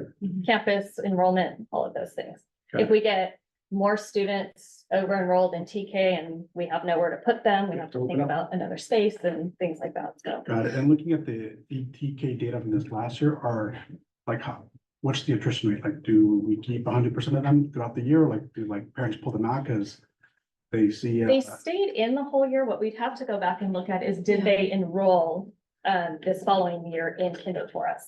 Yeah, I guess my Okay. main concern is that, they sign up for ETK, they, drop out within 2 months and, that could potentially take a spot from a TK student. Just call them back. Well, So do we call them back? Yeah, we do. Do we Send them Do to we- another Do we school. call, so if there's a spot available for, because an ETK student drops out, do we call back a TK family that may be eligible? Well, TKs, we have to enroll. And so no matter what, that TK student, we're gonna have to find a place for them if there's not enrollment. Now, But if it's not that, mandatory. if that student drops. Yeah. We could call that family and say, we have an opening now at this school. Would you like to transfer back to the homeschool? We could, but do We we? could. We haven't had that come up yet, so we haven't, but I don't see why we We could, couldn't yeah, if we that could. happened. We would also do that with displaced families. If we had a family that we had to send from Impresa to Alamosa and we had a spot, we would call that family to get them back to their homeschool. And it would be their choice if they wanted to stay or if they wanted to return. Got it. And my last question is on McKinney-Vento, do they get priority as ETK? Or is McKinney-Vento? There's Not no applied. priority for it. It's all based on the age. And so as they come in, we take them by the time that the family is putting that in. One of the requirements that we do have is we try to look at families that are in our district first, Mhm. and then families that are outside our district second, since it's not a required program or class that we would be required to provide. Got it. And it's not a separate group, that it's only these students that are in this age span that are put together. So it's the idea is that we're putting them into that class, that it is that 20 is the cap. So initially, and to go back, Ms. Smithfield, you had asked about the Honolulu. Initially, that was kind of our thought. Their enrollment was looking quite low. And so we were hoping that, if we could kind of keep at least one class that we knew would be that spot. Since then, our enrollment has increased quite a bit. And so we're hoping that when the principals and their staff return August 1st, that we see even more enrolling, and we know that that'll begin to happen. So it's a moving target with these numbers right now. All right, now discussion, trustee Kelly, None. discussion, trustee Morocco. Other than, I just want to kind of comment to something that trustee Vargas said about, concerned about students that would go from one school, like drop out and then come in. I'm more concerned about turning away TK students that would then go into the private school system and not come back to our public school system. So that's more of a concern for me in terms of long-term sustainability, getting students that are going to be in our district from ETK to, senior in high school. So that would. Discussion, trustee Vargas. No, besides, making sure that we either get funding from the state or the federal to fund these spots, because it's critically important for the youth. Thank you. Trustee Smithfield, discussion. Yeah, I would like to see the plan of what we will do with these kids that we turn away when they enter kindergarten with a class that has been in school already a year. What's our plan? I'm sorry, could you repeat your So question these again? kids will enter kindergarten behind the 8 ball. They will be very behind. I've seen it with my own eyes. And the fact that they're the youngest, I taught kindergarten for almost 30 years. The youngest ones are the ones that suffer every year. We all know that. You can't deny that. So we're putting this vulnerable group of kids in a very bad, what's the plan? If they don't get into ETK, to get them up to speed so they can be competitive. Wouldn't they just do TK the next year when they're eligible? No, they'll be in kindergarten. Why not TK? That's what Because the they're age. eligible for kindergarten. That's the whole So they point. would be kinder age appropriate the following year. And then we've had some families that their student is kinder age appropriate and they want them in TK. We would say they need to do TK, and then at the end of the year, the testing would be done all throughout the year. And if the family and the principal and all of the team thought repeating or doing continuation of kinder is appropriate, then that student might do 2 years of kindergarten. but it would need to be a decision at that point after they've gotten to know the student. We're not taking kinders and moving them down to TK. They would stay where their birthday range is, and just like a third grader that came in, we wouldn't just automatically move them to second. We would do everything we need to do that year. That's the role of the teacher, is to get to know that student and provide those resources. So I And- wasn't quite finished with my comment. So I would like the plan, because they will come in, we will have to spend money on interventions at every single school that they show up, as opposed to us preparing them ourselves, redoing how we spend a lot of this money that should be spent on the kids, not padding our resumes and getting all these special people in when we're supposed to be the X-ray, spend it on the kids. Educate these kids so they don't start out with an already gap that we purposely created. I would like that plan. My comment is, are these kids, are they eligible to go to our partner EES? They're eligible to attend there? Only if they qualify, so not our teachers did. So we have two DLI teachers. One of them is looking in another district because she was told she couldn't have her child in our district, so we're losing a very good teacher. She can't put her kid in EES, they don't qualify. So if they, that's income based, they don't qualify, are there any other resources? Head Start, all that is income based, Head Start, ES? So so I think, the request that trustee Smithfield made, we would be more than happy to oblige. We'll provide you with a plan and we'll explain that aspect of it. Yeah. I want to be sensitive to getting into conversations about one of our partner organizations without them being here. Oh, okay. But what I can tell you is that there are what they call supplemental slots, a few of them where they can make exceptions when there are exceptions and provide them access, even though they don't qualify. Our EES program is based on need. It's an equity-based program. So it focuses on, and trustee Vargas brought it up, students like McKinney-Vento type students who would automatically qualify for those services. And they provide services all the way up till almost 5 years old. And we designed that program on purpose so that there's we call a warm handoff. So students have a place to go. And by the way, we have full day programs with our EES partners, and those are 6 o'clock in the morning till 6 o'clock in the evening. So We also taken some neighborhood gen ed students for our Cal program, to have, general education peers in the same classroom with our students at Cal, and those are 3 and 4 year olds. So that's an area we could look at too, is to see if we have room at Cal Right. to admit more. but we can outline that in the, we'd be more than happy. So my perspective, my ask would be that, it's communicated to parents. The EES has a possibility that they have exceptions. I mean, I would think that they'd make exceptions for our military families when they deploy and stuff, because they're a vulnerable group. We know they have to change duty stations often. So let's communicate it in a way like, try this, this is the possibility, and then let them know that there are exceptions. Because maybe folks who are past that threshold, maybe they think there's no chance for them to get in. So that's a possibility. So that's my ask for that. Okay, back to you, trustee Smithfield. So on that, I will tell you, you ask kindergarten teachers in this district. Those kids still come in way behind the kids that have the opportunity to be in TK.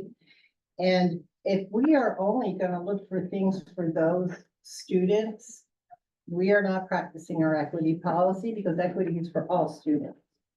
So all students should have this opportunity, and it's a 1-year thing. This is the only year we have this problem, and we're turning our backs if we don't do this on this group of students. We'll work on that report and we'll get into the work.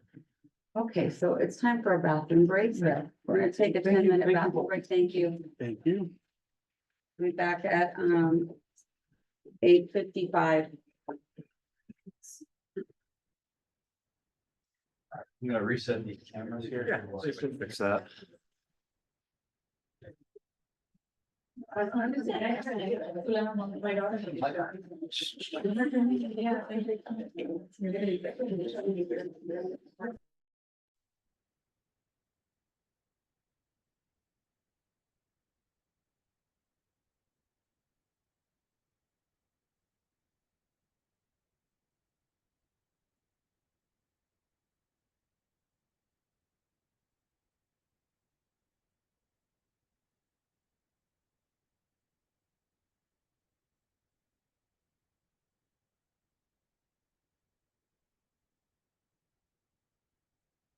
He's a really good kid. I mean, super genuine and will be a great addition to whatever district he's in. Yeah, it's as you know, it's a long process to go to college. He's still really great. I want him to go into high school counseling because after you were middle, right? No, I'm in, High school. Army. Oh, so you saw him. He's like a phenom. He's running. Yeah, I'll just brag.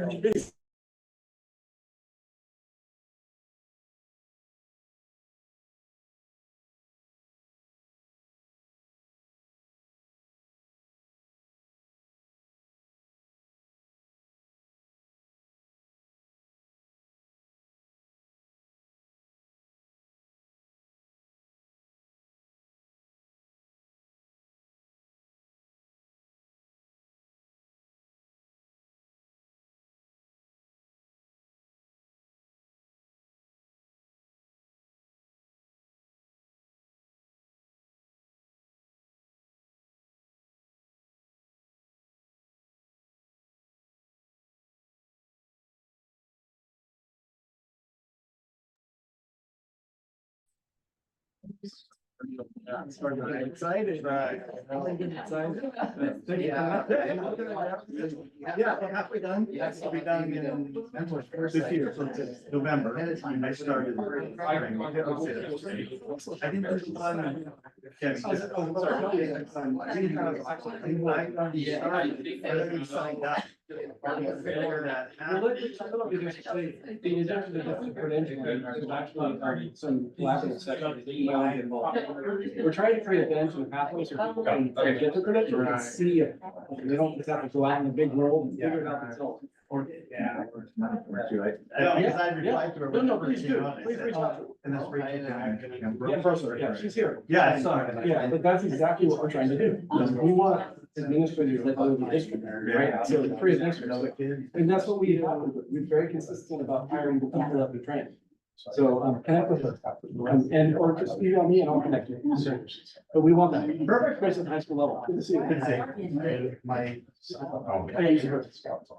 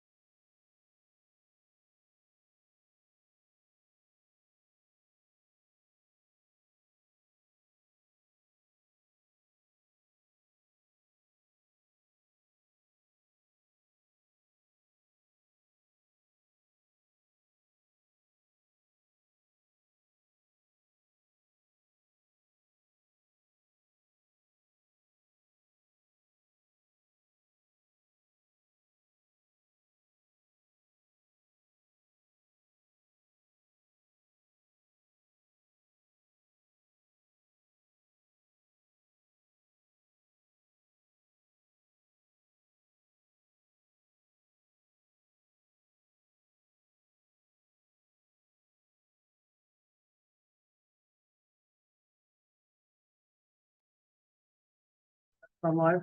All right, thank you for coming back on time.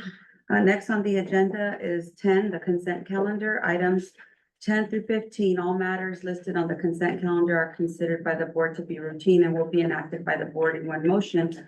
In the form listed below, there will be no discussion on these items prior to the time the board votes on the motion, unless members of the board, the staff, or the public request specific items to be discussed or removed from the consent calendar. The superintendent and staff recommend approval of all consent calendar items. Can I get a motion to approve the consent calendar? I would like to pull 15C contract. Okay, so 15C will pull. Anything else? I have some items to pull. I'd like 15B and 15H pull. All right, so can I get a motion to approve the consent calendar minus 15C, 15B, and 15H? So moved.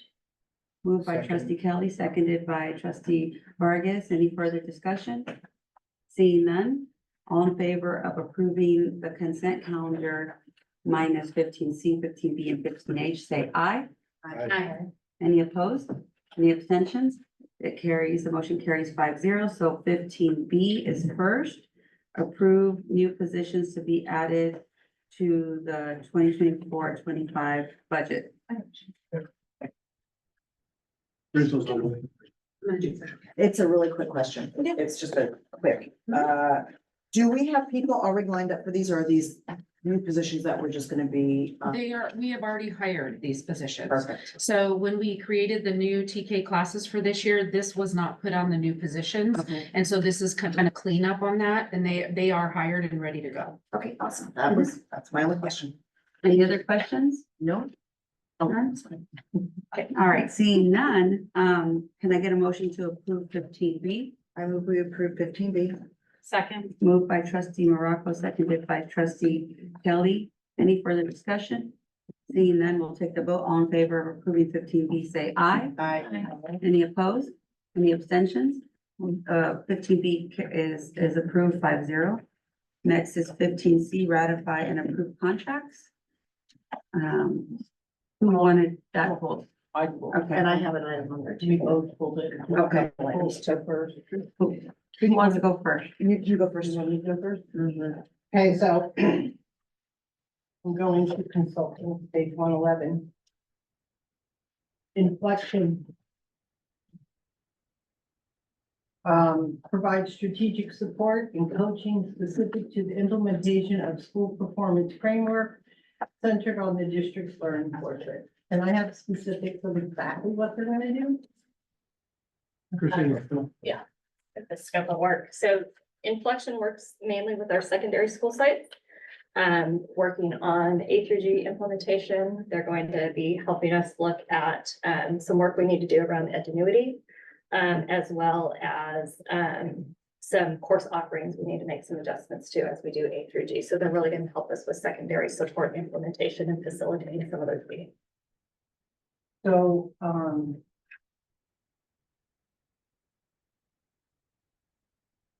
we've had them for a couple of years. So we paid them $90,000 last year, $90,000 this year. Maybe even a third year out. And we're still doing this.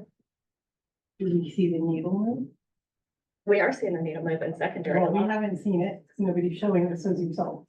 because the results are just coming in and we're analyzing them and Okay, I putting heard the together teachers reports. We're getting them, but why can't we see them when you're analyzing them and we can analyze them? Okay, the next one is, Benna Kellick again. Can I have specifics of exactly what this person does? She helps on curriculum development, personalized learning, working with our principals, coaching, working with groups of teachers on habits of mind. So different areas of professional development that she provides. So it's pretty much more on their plate instead of letting them just teach and do their job. And then, curriculum designers. All three of those, Benna Kellick, curriculum designers, and Ellis and Zamuda work on curriculum design and implementation with our teachers and our administrators. So that's for 180,000, three people working on curriculum design, but we can't have our PK kids in there. And then On the other one, as far as consultants goes, it's Ed Emotion, there's the full one thing again, 196,000 guys again, we talked about it last month, I'm just putting it out there for the universe. If I go back up to, NWEA, there are two there, and one is for 64, and one is, it's $100,000, a little bit, $105,000. And it's called MAPS, and it's a testing thing of which I was a little confused when I saw this on here, because I did ask about this and you told me that, oh, no, there wasn't, we don't have a plan. So my question is, how did we get to the decision to use? We're piloting 2 different platforms this next year to make a final decision about which platform might be best For us. $100,000? We're piloting something for $100,000. Yeah, it costs money to buy the Tell me how licenses. much teacher input you received on this? There were groups of teachers that met together, with Sandra Seha, who is unfortunately not here tonight. Well, I can tell you exactly how that went. There was 2 teachers. Why we're piloting this And year, their because we principal. need more feedback from teachers. Okay, but we didn't take any feedback from teachers to see if this is what we should be piloting and if it fit their needs. Not one teacher was We asked. worked with administrators and we worked with some other teachers as well. No, the teachers came to me and they outlined it. Christine, I'm not gonna argue with you because I can have all these people show up and come up to this microphone. They outlined the meetings. They gave me the 3 outlines to. And that's correct. And so we said we need another year to pilot Okay, different platforms to but decide Max, what's going to be best. Let's just describe this. I taught the little ones, we're gonna put a device in all of their hands. They're going to log on and take an assessment. It doesn't work. Been there, done that, tried. The kids are frustrated, they can't do it. The teachers want something individual, so when they sit with somebody, that gives them the most information. They don't get correct information from putting a device in front of them. That is overwhelmingly your elementary teachers, if you want to know, that is what they are saying. So we're not taking the individualized test away then if we're piloting maps. Because they want that information. They are as still, get. they can give as many assessments as they'd like. And then we're gonna give them the subs for it, right? We work with principals if the subs are needed. Well, they are needed when you have to test the little ones. And we'll talk to principals about that. All right, any further questions about, wait, we're still on that one. We're still on 15. See, I apologize. So A couple things, and I've got some questions, because you brought up Edgenuity. I'm kind of concerned about that because there's a case in Tennessee. Do you know about that case? We're working on that. Okay. We're All right, pulling a we're group gonna of teachers plug that together. loophole. We're gonna pull a group of secondary teachers together around A through D implementation. That will include our conversation about Edgenuity. Okay, because I'm very concerned about that. There's like, that's a scandal. POs. We can talk about that. Okay. In great discussion when we get to the PO. Okay, then, there was, on the, education and motion, do we have what rubric do we use to measure the results on that?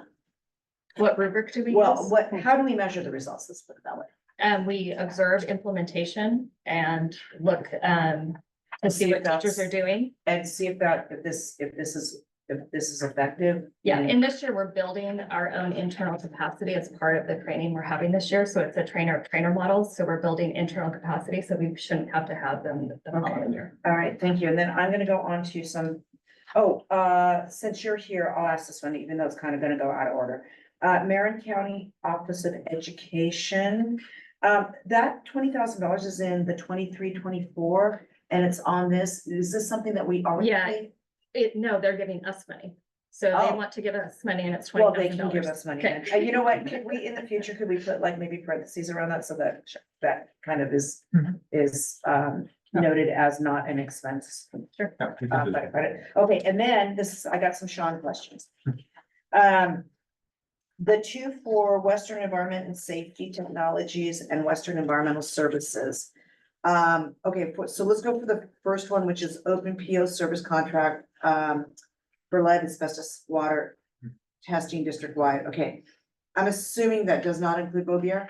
That does not include Bovier. So these are general services. We have an open PO in this case because if we have a report of an incident, we need something pre-approved and the ability to quickly dispatch somebody to do testing. All right, great. I just wanted to make sure because we had discussed it in the meeting for the Bovier that about asbestos. So I always get like, Yeah. kind of, that's a Correct. loaded word for me. And I hear asbestos and I'm like, ah. No, correct. This is specific to existing classrooms. The other one is specific to the demolition of I gotcha. Bovier. Okay, so I just wanted to clarify that. Thank you. All right, and then the second one is the one below it, the open PO service contract for mold and moisture testing district-wide. Are we testing the portables at Foothill Oak? And I think it's Impressa is another one where we're having complaints of like mold and people getting sick. So we have done testing at virtually every school. In fact, this Unified School District, I don't have the final tally for this year. In the previous years, we actually did more testing than all of the other districts in North County combined. Okay. We are one of the highest testing level districts that there are in San Diego County. So we take the matter extraordinarily seriously and we expedite testing at both of the schools you mentioned.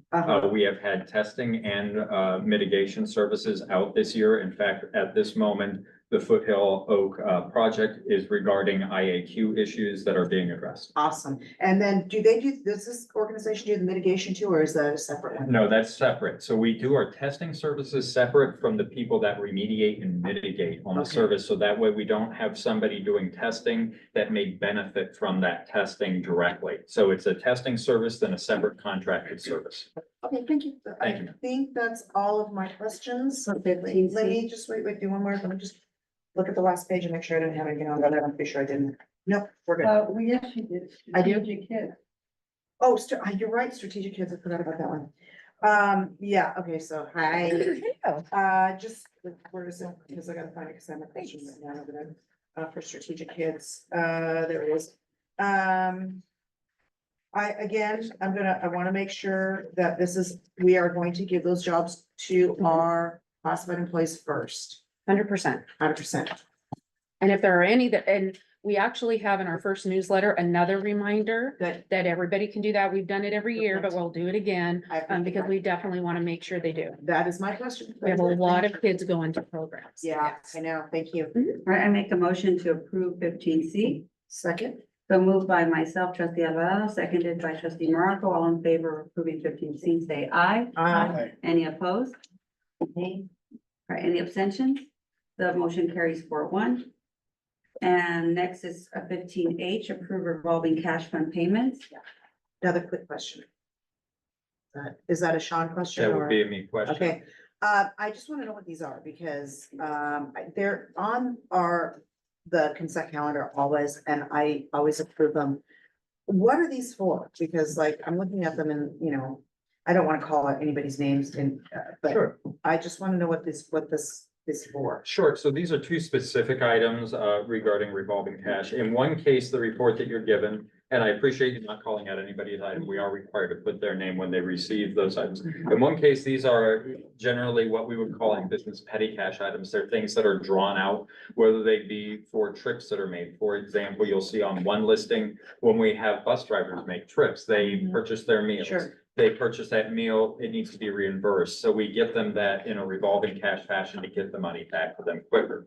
In other cases, sometimes checks are mishandled or lost or other items. We don't want employees to wait for Right, those. right. We want to get it to them. So we do this quickly and we expedite these services and get those items paid. So those are the two items you're seeing on those two contracts. Great. Okay, all right, thank you.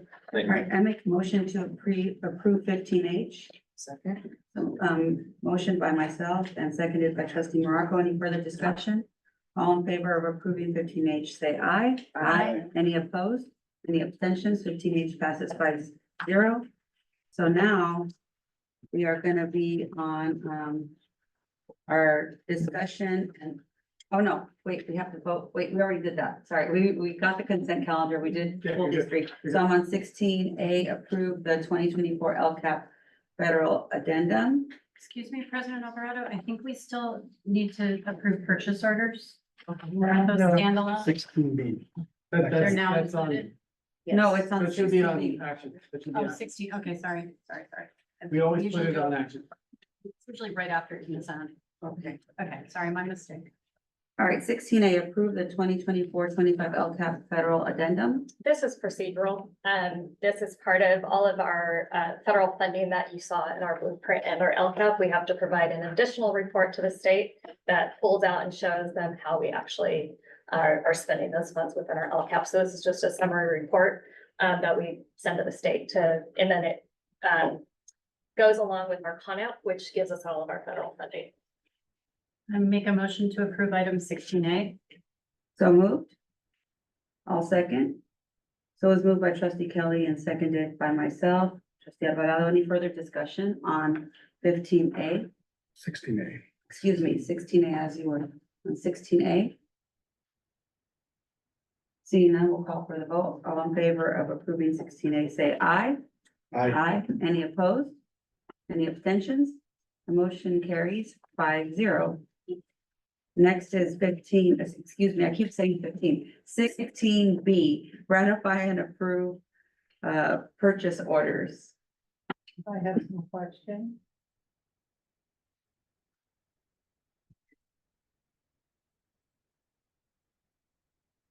We need a You motion. already talked about the strategic kids, right? No, discussion first, then, wait, I'm sorry, questions first and then discussion. So you have questions, Here's my trustee Swindle? question.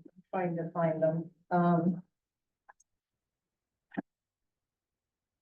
know the one is the ingenuity. I think it's like $100,000. Which we need to talk about because not only what Rena said about the Tennessee lawsuit, of which I want to ask our legal what are as a board, because we've been notified by our employees that they felt that our credits were being given in an unethical way, which this all ties in, and Andrea Faye Miller brought this up every year. We've all been notified as a board in the district, and when this group that feels that we just turned them off and didn't listen to them takes it forward to whatever, the DA or whomever, what is the board's responsibility since we knew about it and didn't look into it? The question's for Matt or for him? It's for whoever can answer the question. Well, I think Christine, I'll start, and then Christine, you can talk. We are doing something about it. We are aware of it. Christine, you can follow up. Yeah, so I mean, currently, it's the only program we have in place right now. We use it extensively at our alternative ed sites. And so we are going to use this year to work on looking at alternative replacement programs for it. But this was reported to us about last year's credits. So are we just ignoring that? No, looking into it. Okay, and then if we find that there's inappropriateness, this board will be notified. Absolutely. Okay, and then what is the board's part? Because if you look into Tennessee, everybody that knew about it had rolled. I knew about it, I brought it forward. I brought it forward. Okay, so I would like to know what will happen to me if this comes out and they're like, yeah, you guys were doing exactly what the teachers. Okay, we'll look into that more. Get I our would legal opinion. appreciate that. Sure. Yeah, that just came And out. we're so still gonna go ahead and spend this money on this program, even though we know it's terribly horribly flawed. We currently, it's what we have right now, and it is heavily used, especially at our alternative sites. And it's used in a different manner than it is used for summer school. And so I know what Ms. Miller was talking about was really the implementation of summer school. When you talk to our alternative ed sites, they use it differently. And so And they have implementation many, is differently. many things to say about how. They do. Yeah, absolutely. So we're gonna do a focus group this year and work on this issue. Because this is not something that I will just sit by and Absolutely. pretend I didn't know. I mean, I will be screaming right along with them. Yeah, Because and everybody knew and everybody turned. And I've listened to them this year, about their concerns about ingenuity, and we've talked about the need to be able to look at that this year. Mhm. And my question is, would you share with the board, either in a Friday letter, what, after you investigated, what those results were that were Sure. reported to the teachers? Would you share that? with them? Absolutely, yeah. Okay, that's my question. Trustee Kelly, No questions, thanks. trustee Morocco, It's not a question, but I normally abstain from these because I own like, I think they did a split, and so now it's like 3 or 6 shares of Amazon, so. And so just to avoid the appearance of impropriety, I abstained, but, I think given that this is such. I agree with trustee Smithfield, and I'm very concerned about the ramifications.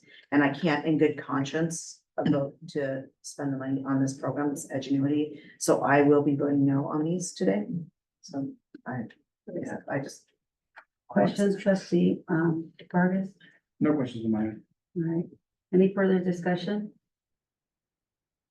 No, okay, all in favor of approving 16E, say aye. Is there a motion? We need a motion. Excuse me. Okay, I'll make a motion to approve 16B. So moved. I'll second it. Moved by trustee Kelly, seconded by myself. All in favor of approving 15B, say aye. 16B. Aye. Aye. Aye. Any opposed? Nay. Abstentions? All right, 15B, is approved, 3-2. 16C, approve the MOU between Vista Unified School District and the Vista Teachers Association regarding hourly pay and class size for after and before school and Saturday programs. So there was a request by the district to again extend the $60 hourly pay for after-school ELOC programs. And VTA and the district came to an agreement with that. This is very similar to the last MOU, just extending it through 1 more year. I move that we approve 16C. Second. Moved by trustee Morocco, seconded by trustee Kelly. Any further discussion? All in favor of approving 16C, say aye. Aye. Any opposed? Any abstentions? 15C is approved, 5-0. 16D, approve the provisional interim permit. So there are different times throughout the year as you hire specific employees. They might have a specific criteria for a credential that they need. They have different backgrounds. They might already have a credential. So there are emergency permits that we can apply for based on somebody's background. And so this particular employee is an intern as a mild moderate teacher. She also already has a multiple subject credential. So we need board approval in order to submit for an emergency, kind of like an extension of time for her to do the prerequisites to become an official intern. So she'll be an intern kind of on an emergency while she's taking those prerequisites. So this is required for her to start the school year. I move that we approve 16D. Second. Moved by trustee Morocco, seconded by trustee Kelly. Any further discussion on 16D? Seeing none, we'll take the vote. All in favor of approving 16D, say aye. Aye. Any opposed? Any abstentions? 16D is approved, 5-0. And next is 16E, and we do have a speaker for 16E, Dave Everett. Please come up and you will have 3 minutes to address the board. Welcome. Thank you. Like you said, my name is Dave Everett. I'm with the Western Electrical Contractors Association. I spoke before this board last meeting, or it's actually 2 meetings ago. And the reason I was speaking is to let you guys know that the Western Electrical Contractors Association has a statewide approved apprenticeship program. And under your project labor agreement that would be applied to this bond, none of the non-union apprentices would be able to work on this project, even if they lived in Vista, even if they paid taxes in Vista and in the school district here. And because of this project labor agreement you passed 4 years ago, it restricts the construction to just 10 to 15% of the construction workers in the market who are connected to powerful special interests. Because Vista USD is discriminating against 85 to 90% of the construction workers who choose to work in a non-union environment, including every single apprentice from WICA's state-approved apprenticeship program, WICA is opposed to putting this bond on the November 2024 ballot. WICA will also be opposing the bond in November. The most conservative estimates of the cost of a PLA adds is about 10 to 15%, but it seems like it's costing districts even more in this economy. Just this last week, I was in the city of Pomona, and the city staff there, they were saying that the PLA, they estimated that the PLA was going to cost the city up to 30% more. The Riverside Unified School District last year did a project labor agreement. On their very first project, they had a $30 million cost increase. And so, we're seeing these numbers go up and up and up. If the Vista Unified School District bond costs $306 million, 15% of $306 million is $45 million you're gonna waste. 30% of that, if Pomona's right, 30% of that would be over $90 million. So for construction union members, you have an extra $45 to $90 million to waste. But teacher union members are on the edge of their seats to see if they'll have a job next year or the year after that. Let's stop wasting education money, giving monopolies on school construction to politically connected big labor bosses. Let's embrace open and fair competition in the bidding process and let everyone bid on these projects. The district barely avoided teachers' layoffs this year. The district last meeting was debating whether or not to let staff stay overnight at their Anaheim conference, just as a cost-cutting measure. But you have $45 to $90 million to waste on what? Just having 10% of the market work on your projects. And what do teachers get for that? What do students get for that? What do taxpayers get for that? The public should not trust this board with more money when it's already wasting so much money on wasteful discriminatory policies like ELAs. Another important reason to oppose this bond is that it would limit minority participation. Because you passed this PLA to discriminate against nearly 90% of the construction workers who choose to be in a non-union environment, you'll also be discriminating against 98% of Black and Latino construction workers. If 90% of the market's non-union, it's not crazy to believe that 98% of the Black and Latino workers are non-union as well. So would you please, if you'd like, send us the rest of your summary and we'll read it. I appreciate it. I would love to. Thanks so much. A point of clarification, school bond money is different than teacher funds or teacher pay that come from the general fund. School bond is taxpayer approved, two different pockets of money. So I just want to clarify that. And now we have the presentation. Thank you. Thank you. All right, thank you very much. Thank you very much, President Alvarado, Vice President Kelly, all members of the Board of Trustees. Before you this evening is a question after several iterations of coming back to you and bringing back revisions. And the question before you is to adopt Resolution 25-02, which is based upon your feedback and input from the last several meetings. The revised resolution ordering school bond elections on November 5th, 2024. There were three specific changes that were made based upon consensus. The first is the revised amount reads $34 per 100,000 of assessed value, as the board recommended. The second is we provide clarifying language within the project list. And within that language, you can find additional facilities that were requested to be called out by name by taxpayers in the community based upon their feedback, such as performing arts centers and stadiums. So that way the board has that option in the future. Finally, the final thing that changed within the bond was just overall tightening and clarification of general items across the board. All of those items were communicated to the San Diego County Taxpayers Association, as we informed you that we would do at that time. So at this time, we have the resolution, which is the only item. There are no slides to go along with it, simply the resolution. And we are here to answer your questions about any specific questions we have. We have legal counsel with us, should you want legal counsel guidance on any items. And we'll turn it over to you. Okay, so we started with questions. We're gonna start with that, and Trustee Kelly, you're first. Thanks. Actually, I do want to ask, in the resolution, the language that we're talking about approving, does it stipulate the PLA? No, ma'am, actually, this does not stipulate a PLA, and specifically, if you look at the publicly available documents online, which was the application to the San Diego Taxpayers Association, this board does not have a policy for or against PLAs. It has a fair competition policy that states that the board will look at projects and consider PLAs and non-PLAs as part of your fair competition process. Thank you. Trustee Morocco, questions? Well, okay, so I have been going back and forth on this, back and forth.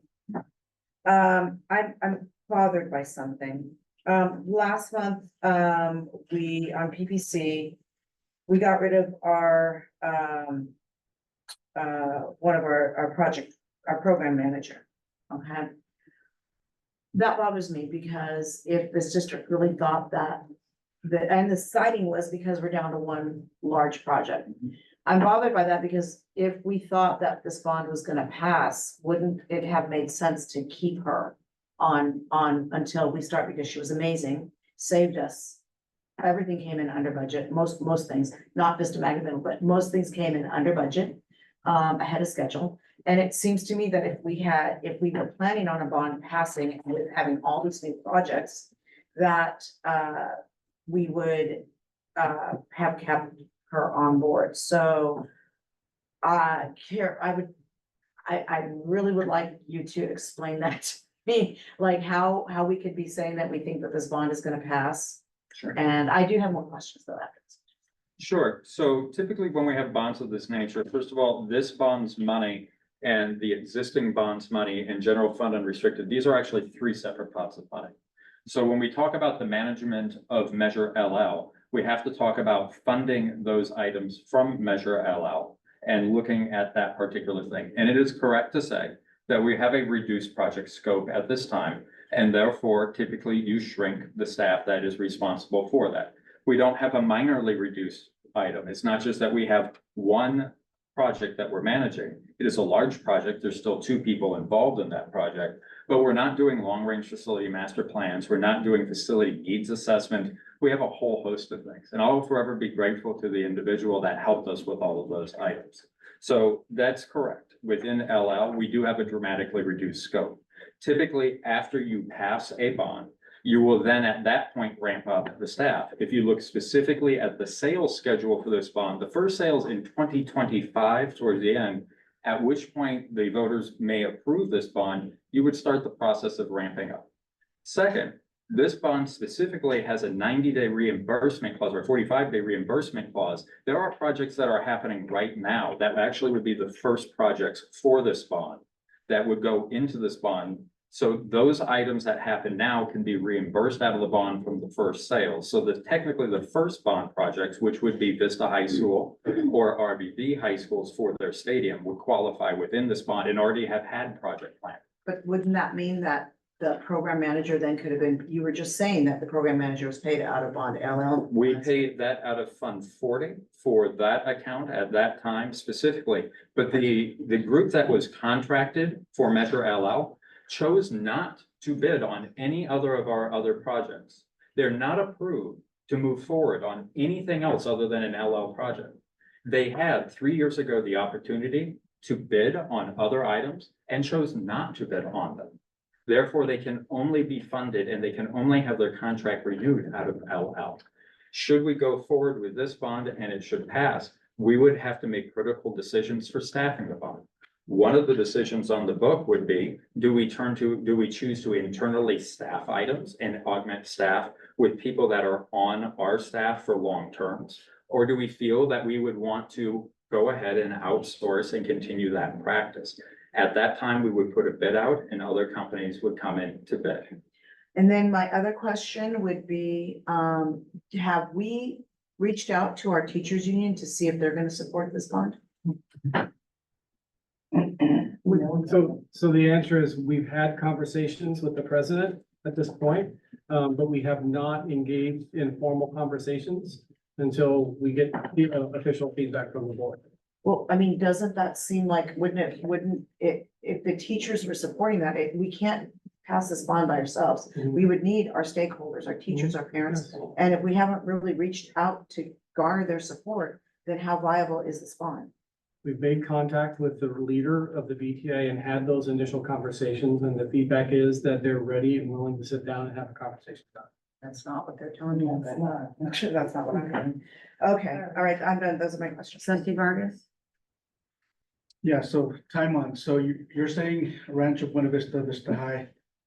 We could go and, assuming this passes, we could go sell and get some money to recuperate. Correct.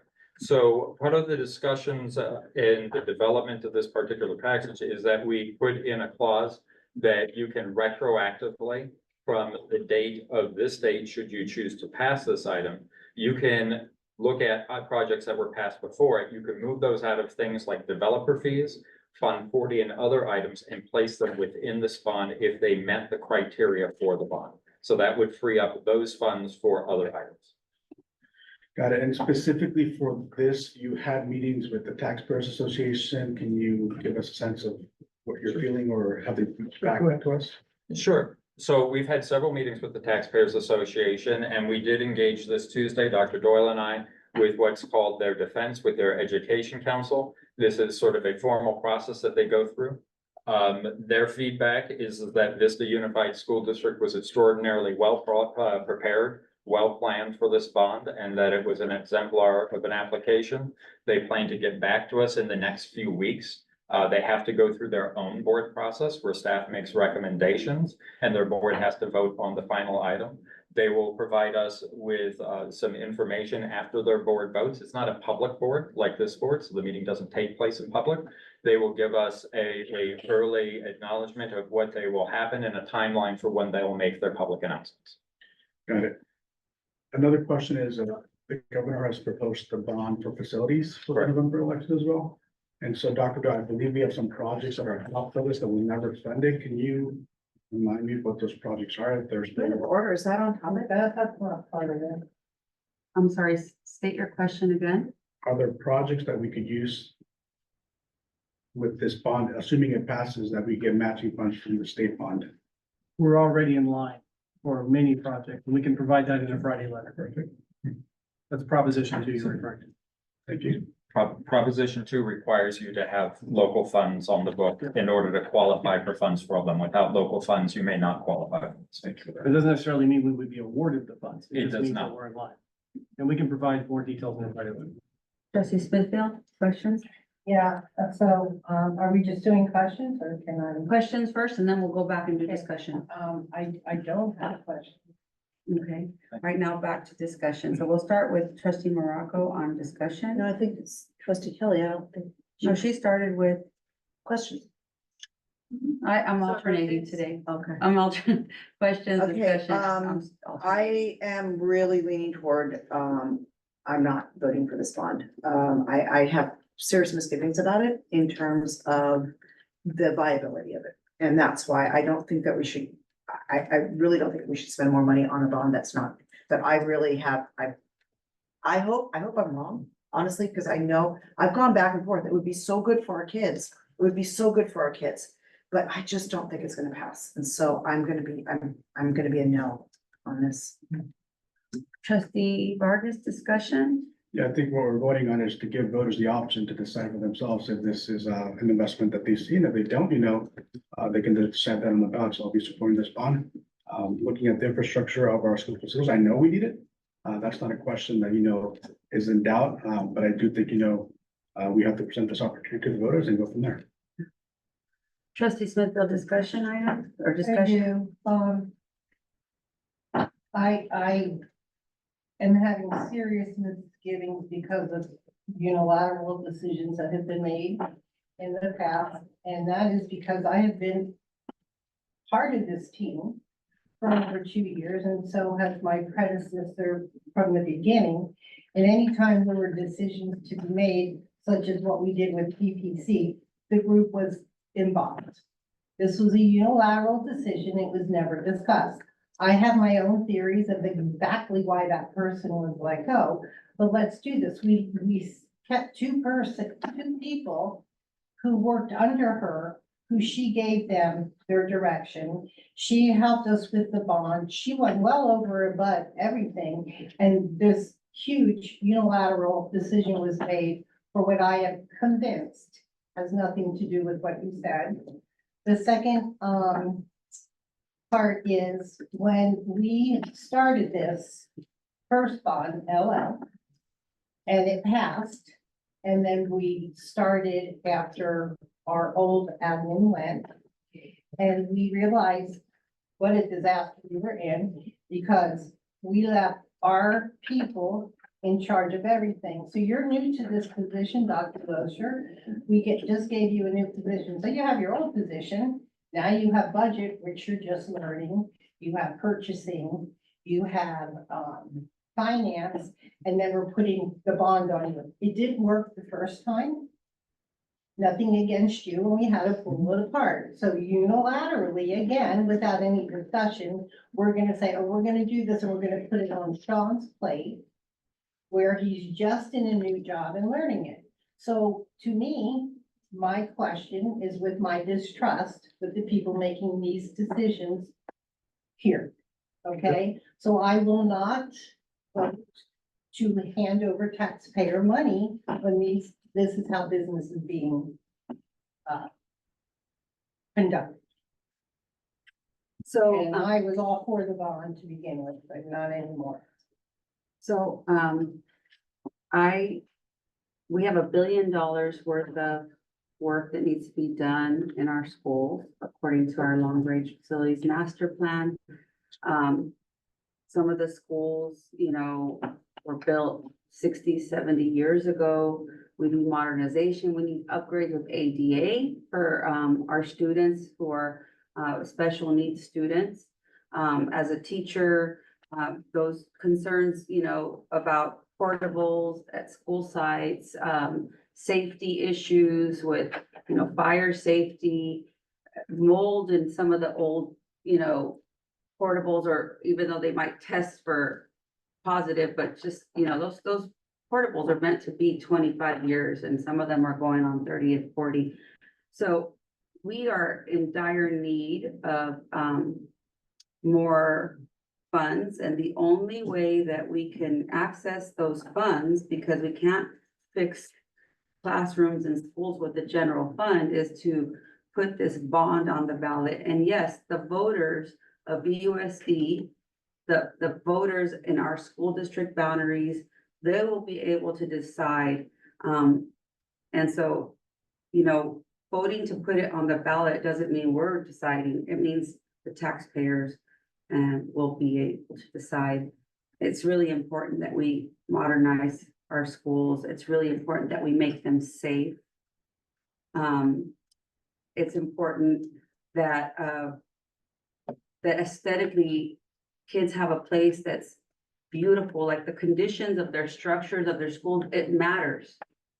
And so for me, I will be supporting it, and I will, and I'm looking forward to the election, and I hope that, you know, the voters do decide, because we really, really need it. And I don't know how else we can access funds to fix $750,000 that's left out of the long-range facilities master plan.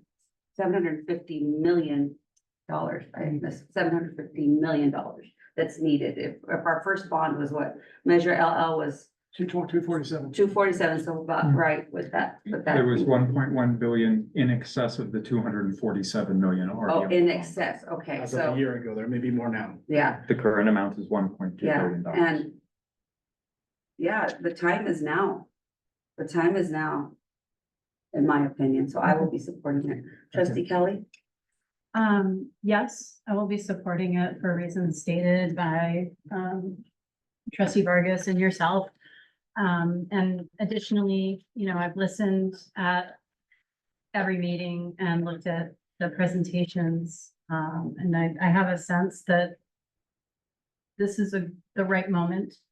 And it also helps us save money in the long run, because we've already invested in the time and expense of researching this bond. Can I make a statement, just a point of clarification? Sure. Come on up. I did just want to make sure everybody knows it takes a 2/3 vote to call the bond measure. So we need 4 out of 5 votes tonight. So it's hearing 2 out of the 5 expressed concerns. So I just wanted to make sure that everybody was aware of that kind of vote pressure. So go ahead. So I want to clarify what trustee Smithfield talked about. Our responsibility, the district office's responsibility, in this case, Dr. Loescher and myself, is to bring forward to the board adjustments in contracts based on the scope and the process we're in with regard to construction. With regard to the PPC contract, because it's related to this and impacting a potential vote, we brought forward, as we always do, an adjustment to a contract based on the scope and the size. There was no unilateral decision made. It was put before the board. The board can change that. They can expand that contract if they choose to expand the contract. But the decision of the contract was to provide a contract based on the scope of the work. We gave it to you. The staffing decisions related to those contracts is a completely separate organization. Employees of a completely separate organization. But what I want to convey to the board is, if the board is not happy with that contract and they would like to expand that contract, even though the scope is smaller, in anticipation of a future bond, you can expand the contract at the next board meeting. We don't have a problem with that. We were just trying to do our fiduciary responsibility to bring forward to you an adjusted contract based on the minimal scope of the report we have in front of us now. We couldn't in good conscience bring an expanded contract to you with a minimized scope of work and not knowing whether or not we would get that funding or not. And if I'm not mistaken, Dr. Loescher, the difference in contract is upwards of $500,000.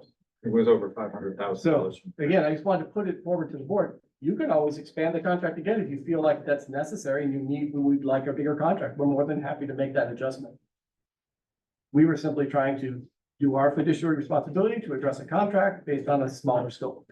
So I 100% disagree with your explanation, because I've been part of that team, Dr. Doyle, and you left me out of every one of these discussions.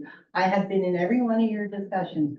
All of a sudden, she's gone. We could have kept her and let the other two go, because she's the master brains of this whole thing. And you decided to do that. The people who are involved in this committee for years, from ground one, which is different than other board committees, Right. you left us out. And I know why, and you know why. And so does everybody that sat in bond meetings with us every single week for years. We disagree then, because I never left anyone out, and that is a staffing decision made by an organization that is not in Vista Unified. And I would like to say that if, you know, I think trustee Smithfield brought up some points earlier about, you know, trust of this board by our taxpayers. You know, maybe we should have thought about this bond before people voted to approve $12,000 in a blank check to allow our administrators to travel wherever they want, spending $80,000 and $80,000 These are, increase. point of order, these are two separate issues. You're gonna It speak to goes the to, item. it goes to this bond and whether it's gonna pass.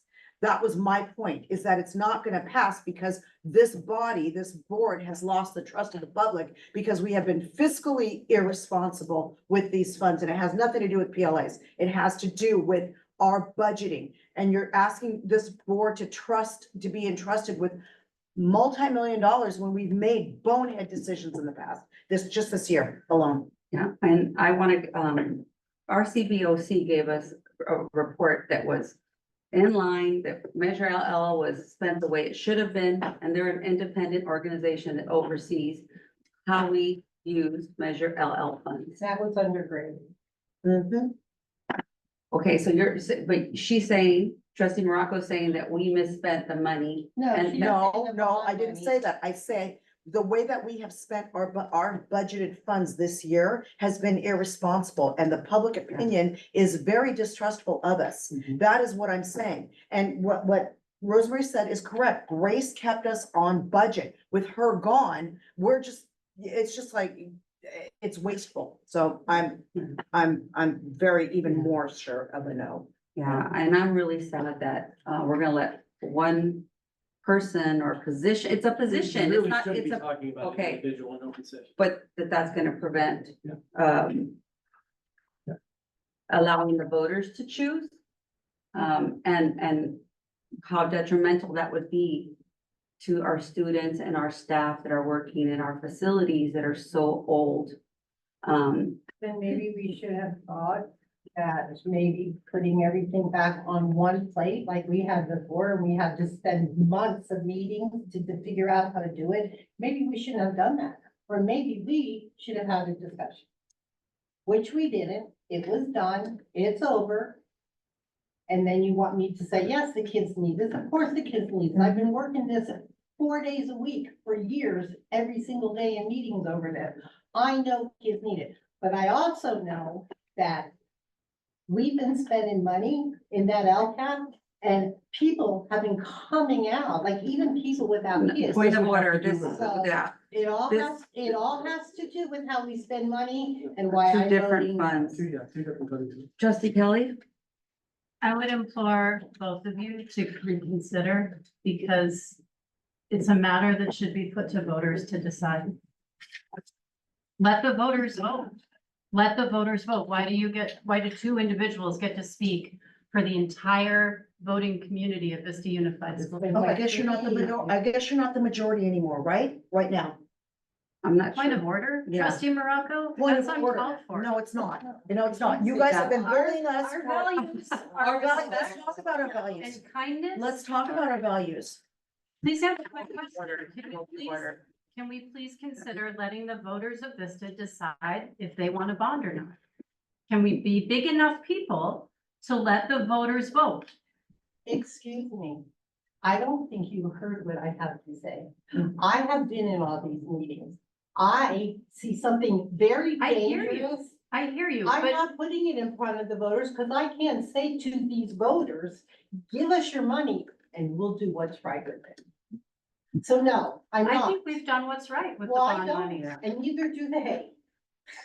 No, the bond money is separate, and that is because we did what's right because of Grace. She is not here anymore. All right, we're gonna stop talking. Okay, fine, let's call for the vote. Okay.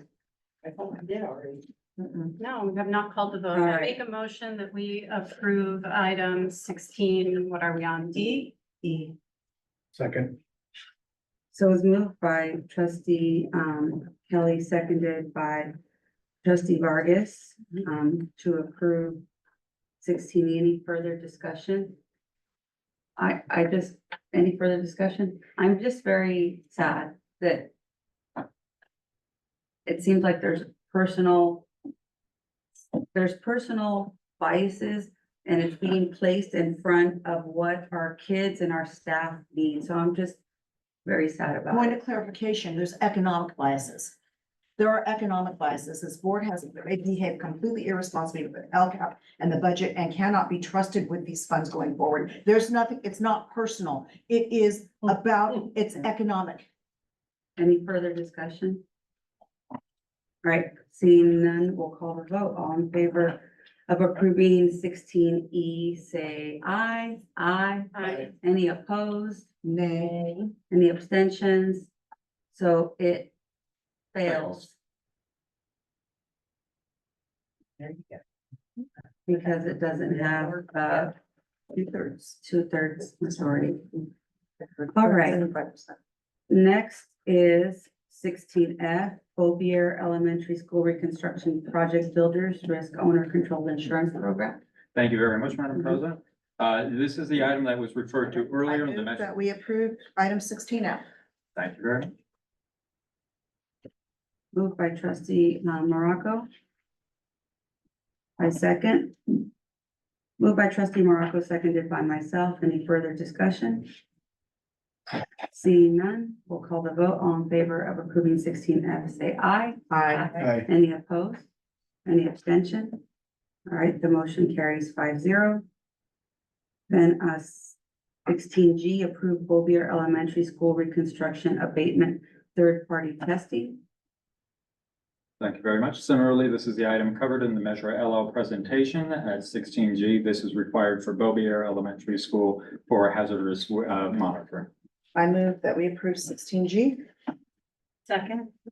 Moved by trustee Morocco and seconded by trustee Kelly. Any further discussion? All in favor of approving 16G, say aye. Aye. Any opposed? The motion carries 5-0. Next on the agenda is 16H, and we have a speaker, Sulema Gomez. You'll have 3 minutes to address the board. Yeah, good evening to this Board of Trustees. I want to start off by saying thank you and to commend you all for the consideration of this land acknowledgement. This is a very important practice to me as a leader. It's a part of the way I open up my community spaces. And I felt heartened to see this on the agenda.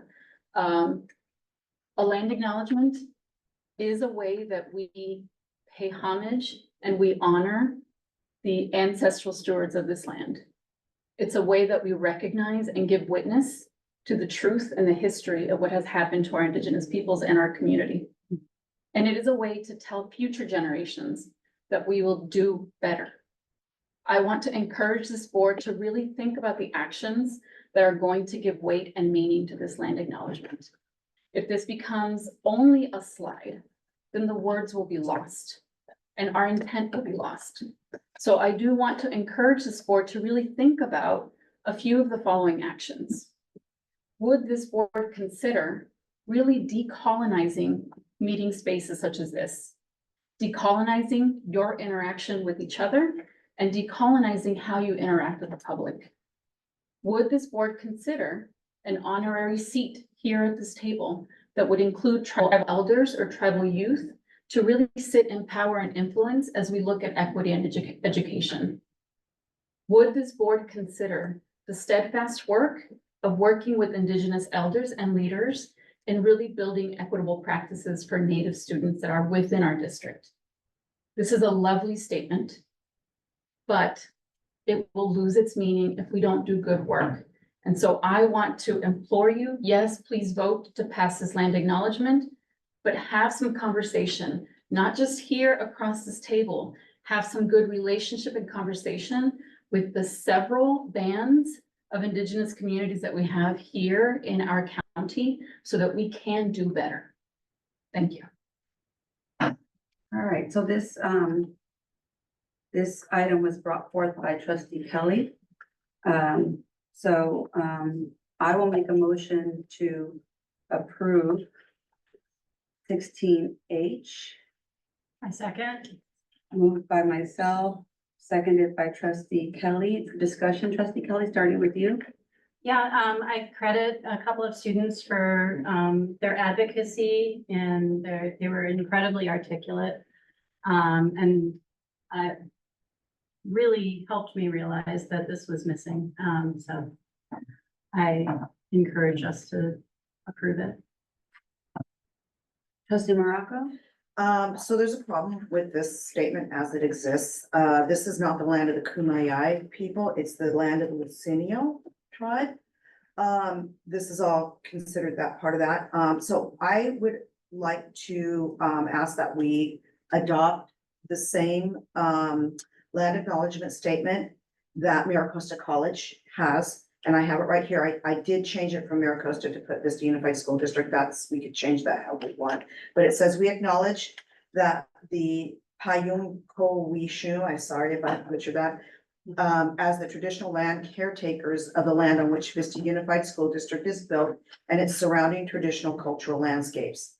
Today, the Payum Ko Wishu are known as Lucenio and are made up of 7 bands: La Jolla, Pala Palma, Pechanga, Rincon, San Luis Rey, and Soboba. We, the Vista Unified School District community, Vista Unified School District, are mindful of the Indigenous peoples in this place, and we pay our respects to the Lucenio, past, present, and emerging. We are grateful to have the opportunity to be part of this community in Lucenio territory and to honor their history, culture, and perseverance of spirit. So I'm wondering if we could adopt that land acknowledgement instead of the one that was put forward here. You want me to address that? Well, Lucenio is the name that the Spanish gave them when they colonized them. Lucenio is in this. It's in. But that's the name that the Spanish gave the It's Payam. It's the Kumeyaay Lucenio people. So that's Or not, fifth paragraph up from the bottom. I'm looking at the one that's on the slide. It does not say Lucenio. There's Also, a resolution. We're so talking about the resolution right now. I We can tell adjust you, this I slide. talked to the captain of the San Luis Rey Band of Mission Indians. And he said that all these tribes work with Miracosta on this statement, and this would be the preferred statement. I don't know, did we work with any We worked with the tribal San Diego elders? County Office of Education, and they work with the elders across the entire county. Okay, So this is- recommendation came This from the land county. was specifically San Luis Rey Indians. I understand. I'm just answering your question. We worked through the County Office of Education. They were with us at every equity meeting. We worked with the Palomar College organization with their land acknowledgement and based our recommendation, again, coming from the County Office of Ed, the work we're getting from the California CSUSM, Palomar College, and the California Indian Culture and Sovereignty Center. But did you work directly with any tribal elders? The county, we worked through the county office and they worked. Okay, I'm telling you that I spoke to a tribal elder and Miracosta worked directly with the tribal elders on their statement. This is the preferred statement of the Indigenous people that work in this area. Just answering your question. I know, I didn't ask a question. Trustee Vargas? We have the resolution, so that's what I'll focus on. I think the intent is there. And we can go back and see if it's a right fit.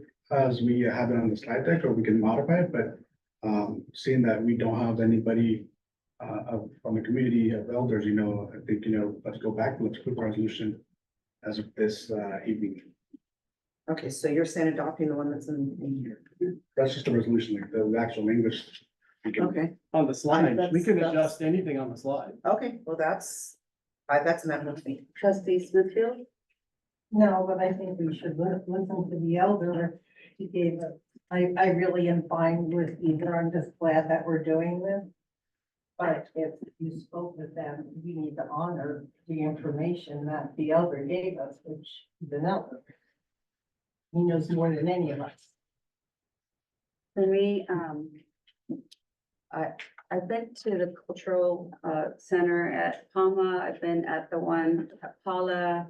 And depending on who you talk to, right, they'll tell you one thing, what they prefer, right, what they prefer now.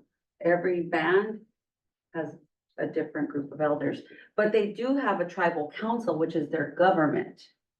So, I think we can definitely think about changes for the actual acknowledgement or the land acknowledgement when it's stated. And that's the first step. And I do agree that it shouldn't just be words, it should be action. And I know that these original indigenous people of this region were very nomadic, and they went all over, depending on the season, depending on this. And I know because I learned about that when I was going through my teacher credential program. That was the project that I chose to immerse myself in because I didn't know about the original people of this land. So I learned a lot, and I brought the bird singers to Beaumont Elementary. When they were learning about the mission project, I brought them all over to Peggy Fickus's class and Miss Campbell. Well, this is why I'm telling you, you learn about them. Everybody has a different perspective on the elders, like what they want to be called. And then they have the tribal council, which is their official government, and they can decide. But I think the intent is here, and we're getting caught up on words, but we can definitely follow up. I do trust our County Office of Education. They have a whole staff committed to Indigenous students here in the County of San Diego. So I will be supporting this resolution, and we can make adjustments. Definitely, we can make adjustments. Fine with the resolution, we can make adjustments. Yeah, Trustee Kelly? Oh, you started. I have to call the vote. Oh, you call the vote. Well, I would like to read it. Or should I read it before the vote or after the vote, just so that you can kind of, You probably read it before. okay. All right, here's the resolution number 2501. Introducing a land acknowledgement to Vista Unified School District Board meetings. Whereas Indigenous people were the original inhabitants of the Americas. Whereas a land acknowledgement reminds Americans to recognize and respect the Indigenous peoples as traditional stewards of the land. And whereas a land acknowledgement is an expression of gratitude and appreciation to those whose homelands we reside on, regardless of the presence of the original Payum Kawichum and the Kumeyaay tribal member. And whereas in 2014, the California legislature adopted State Assembly Joint Resolution number 42, which calls for increased awareness, sensitivity, and respect for issues of sovereignty related to the heritage of Native Americans and Indigenous peoples. To express our state's commitment to the principles of the United Nations Declarations of the Rights of Indigenous Peoples. Whereas San Diego County has 18 federally recognized American Indian reservations, more than any other county in the nation. And Vista is home to the Payum Kawichum and the Kumeyaay tribal nation. Whereas Vista Unified School District recognizes that we gather in the traditional territory of the Payum Kawichum and the Kumeyaay Luiseño people, it is also important to acknowledge that this land remains the shared space among the Payum Kawichum and the Kumeyaay people. And whereas a land acknowledgement highlights a commitment to ensure educational equity and access to support American Indian learners to thrive academically. And whereas a land acknowledgement encourages schools to adopt practices and programs that value and use students' languages and cultural assets to promote long-term academic achievement by fostering a sense of belonging. Whereas a land acknowledgement is a transformative act that works to undo the intentional erasure of indigenous peoples and provides exposure and a learning opportunity of the tribes that have and continue to live and learn from the land that they are standing on. And now, therefore, be it resolved that the Vista Unified School District will share a land acknowledgement at each board meeting stating, we acknowledge that we are on the traditional territory and homelands of the Payum, Kawichum, and Kumeyaay peoples, and passed and adopted by the Board of Trustees of Vista Unified School District on this 11th day of July 2024. So that's what we are voting on. Point of, I guess, clarification. Mhm. Will this be starting at the next board meeting then? Or do we have some leeway to work on this at There's the no, actual? doesn't have to start at the next, one. Okay. It can start whenever the board chooses it to start. Okay. And we will absolutely follow up with the county and the tribal elders. We'll check in with the council. My guess is she's already spoken. And the council Yeah, too. we'll check on. Right, yeah. Well, and ask about this one from Miracosta College too, because that one was the one that, as I said, the captain of the San Luis Rey band of Indian, San Luis Rey Band of Mission Indians. We'll check in on that. We actually checked with Palomar College. That's the one that, the reason I went to Palomar, because that's in our area. So, but we'll check with Barron. Well, but Vista Unified also extends over. Yeah, of course. So we should, maybe we might need to work on our own that would combine. All right, so I'll call the vote. All in favor of approving 16H, adopt resolution 2501, introducing a land acknowledgement to Vista Unified School District Board meetings, say aye. Aye. Any opposed? Any abstentions? The measure carries 5-0. All right. Next on the agenda is 16I, approve amendment to the superintendent employee contract. Prior to taking final action on an employment agreement, the Brown Act requires the governing board to orally report a summary of a recommendation for salary schedules, or compensation paid in the form of fringe benefits for local agency executives. The superintendent is a local agency executive, and a proposed contract amendment is before us this evening. The proposed amendment increases the superintendent's annual salary to $320,000 effective July 1st, 2024. All other terms in the original employment agreement will remain unchanged. So I make a motion to approve 16I. Second.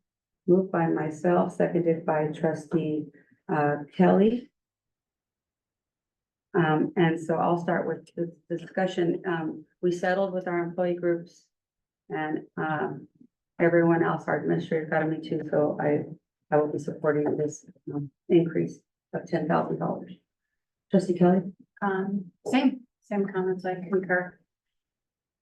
Trustee Morocco? I am not supporting it. No offense, Matt, but you are getting paid enough and you have a coach. If you're, seriously, who gets paid that much and has to have a coach? So, yeah, $1,000 an hour. So I'm not, no, sorry, no. Trustee Vargas? Thank you for your leadership. I'll be voting in support. Trustee Smithfield? Absolutely no.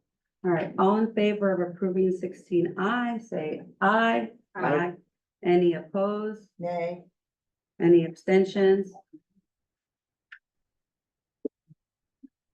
The motion carries 3-2. And 17, the continuation of item of 16A, presentation by community members, public comments if necessary. There's no one here, so we're done with that. 18, board business discussion, request for future board agenda items or other business. All right, see none. I actually have the two things that I requested. I don't know if it's here or the comments, but it says another other business. The request for the plan for the kids, is that A plan for plan? those kids. Okay. And, yes, especially the group that nobody here mentioned but me. And that is not just our core kids, it's all of our kids. And then the other thing is, I want the results from the test from the state. You're telling me you're working on them, you're analyzing them. I want them, I don't want to wait. Thank you. All right, so just to restate, presentation, a plan for the, group of kids, ETK, that you discussed earlier, and a presentation of the new data from the state testing to the board. Just to clarify, we can provide you the results. They will be unofficial results and they aren't complete. That's fine. You're using them now, tell us everything's great and going up. I want to see them. All right, As long as everyone understands, I just want to be clear. right. Anyone else for 18A? All right, 18B, comments or reports.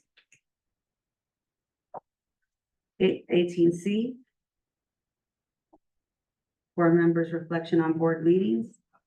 All right, well, I will adjourn this meeting at 10:05.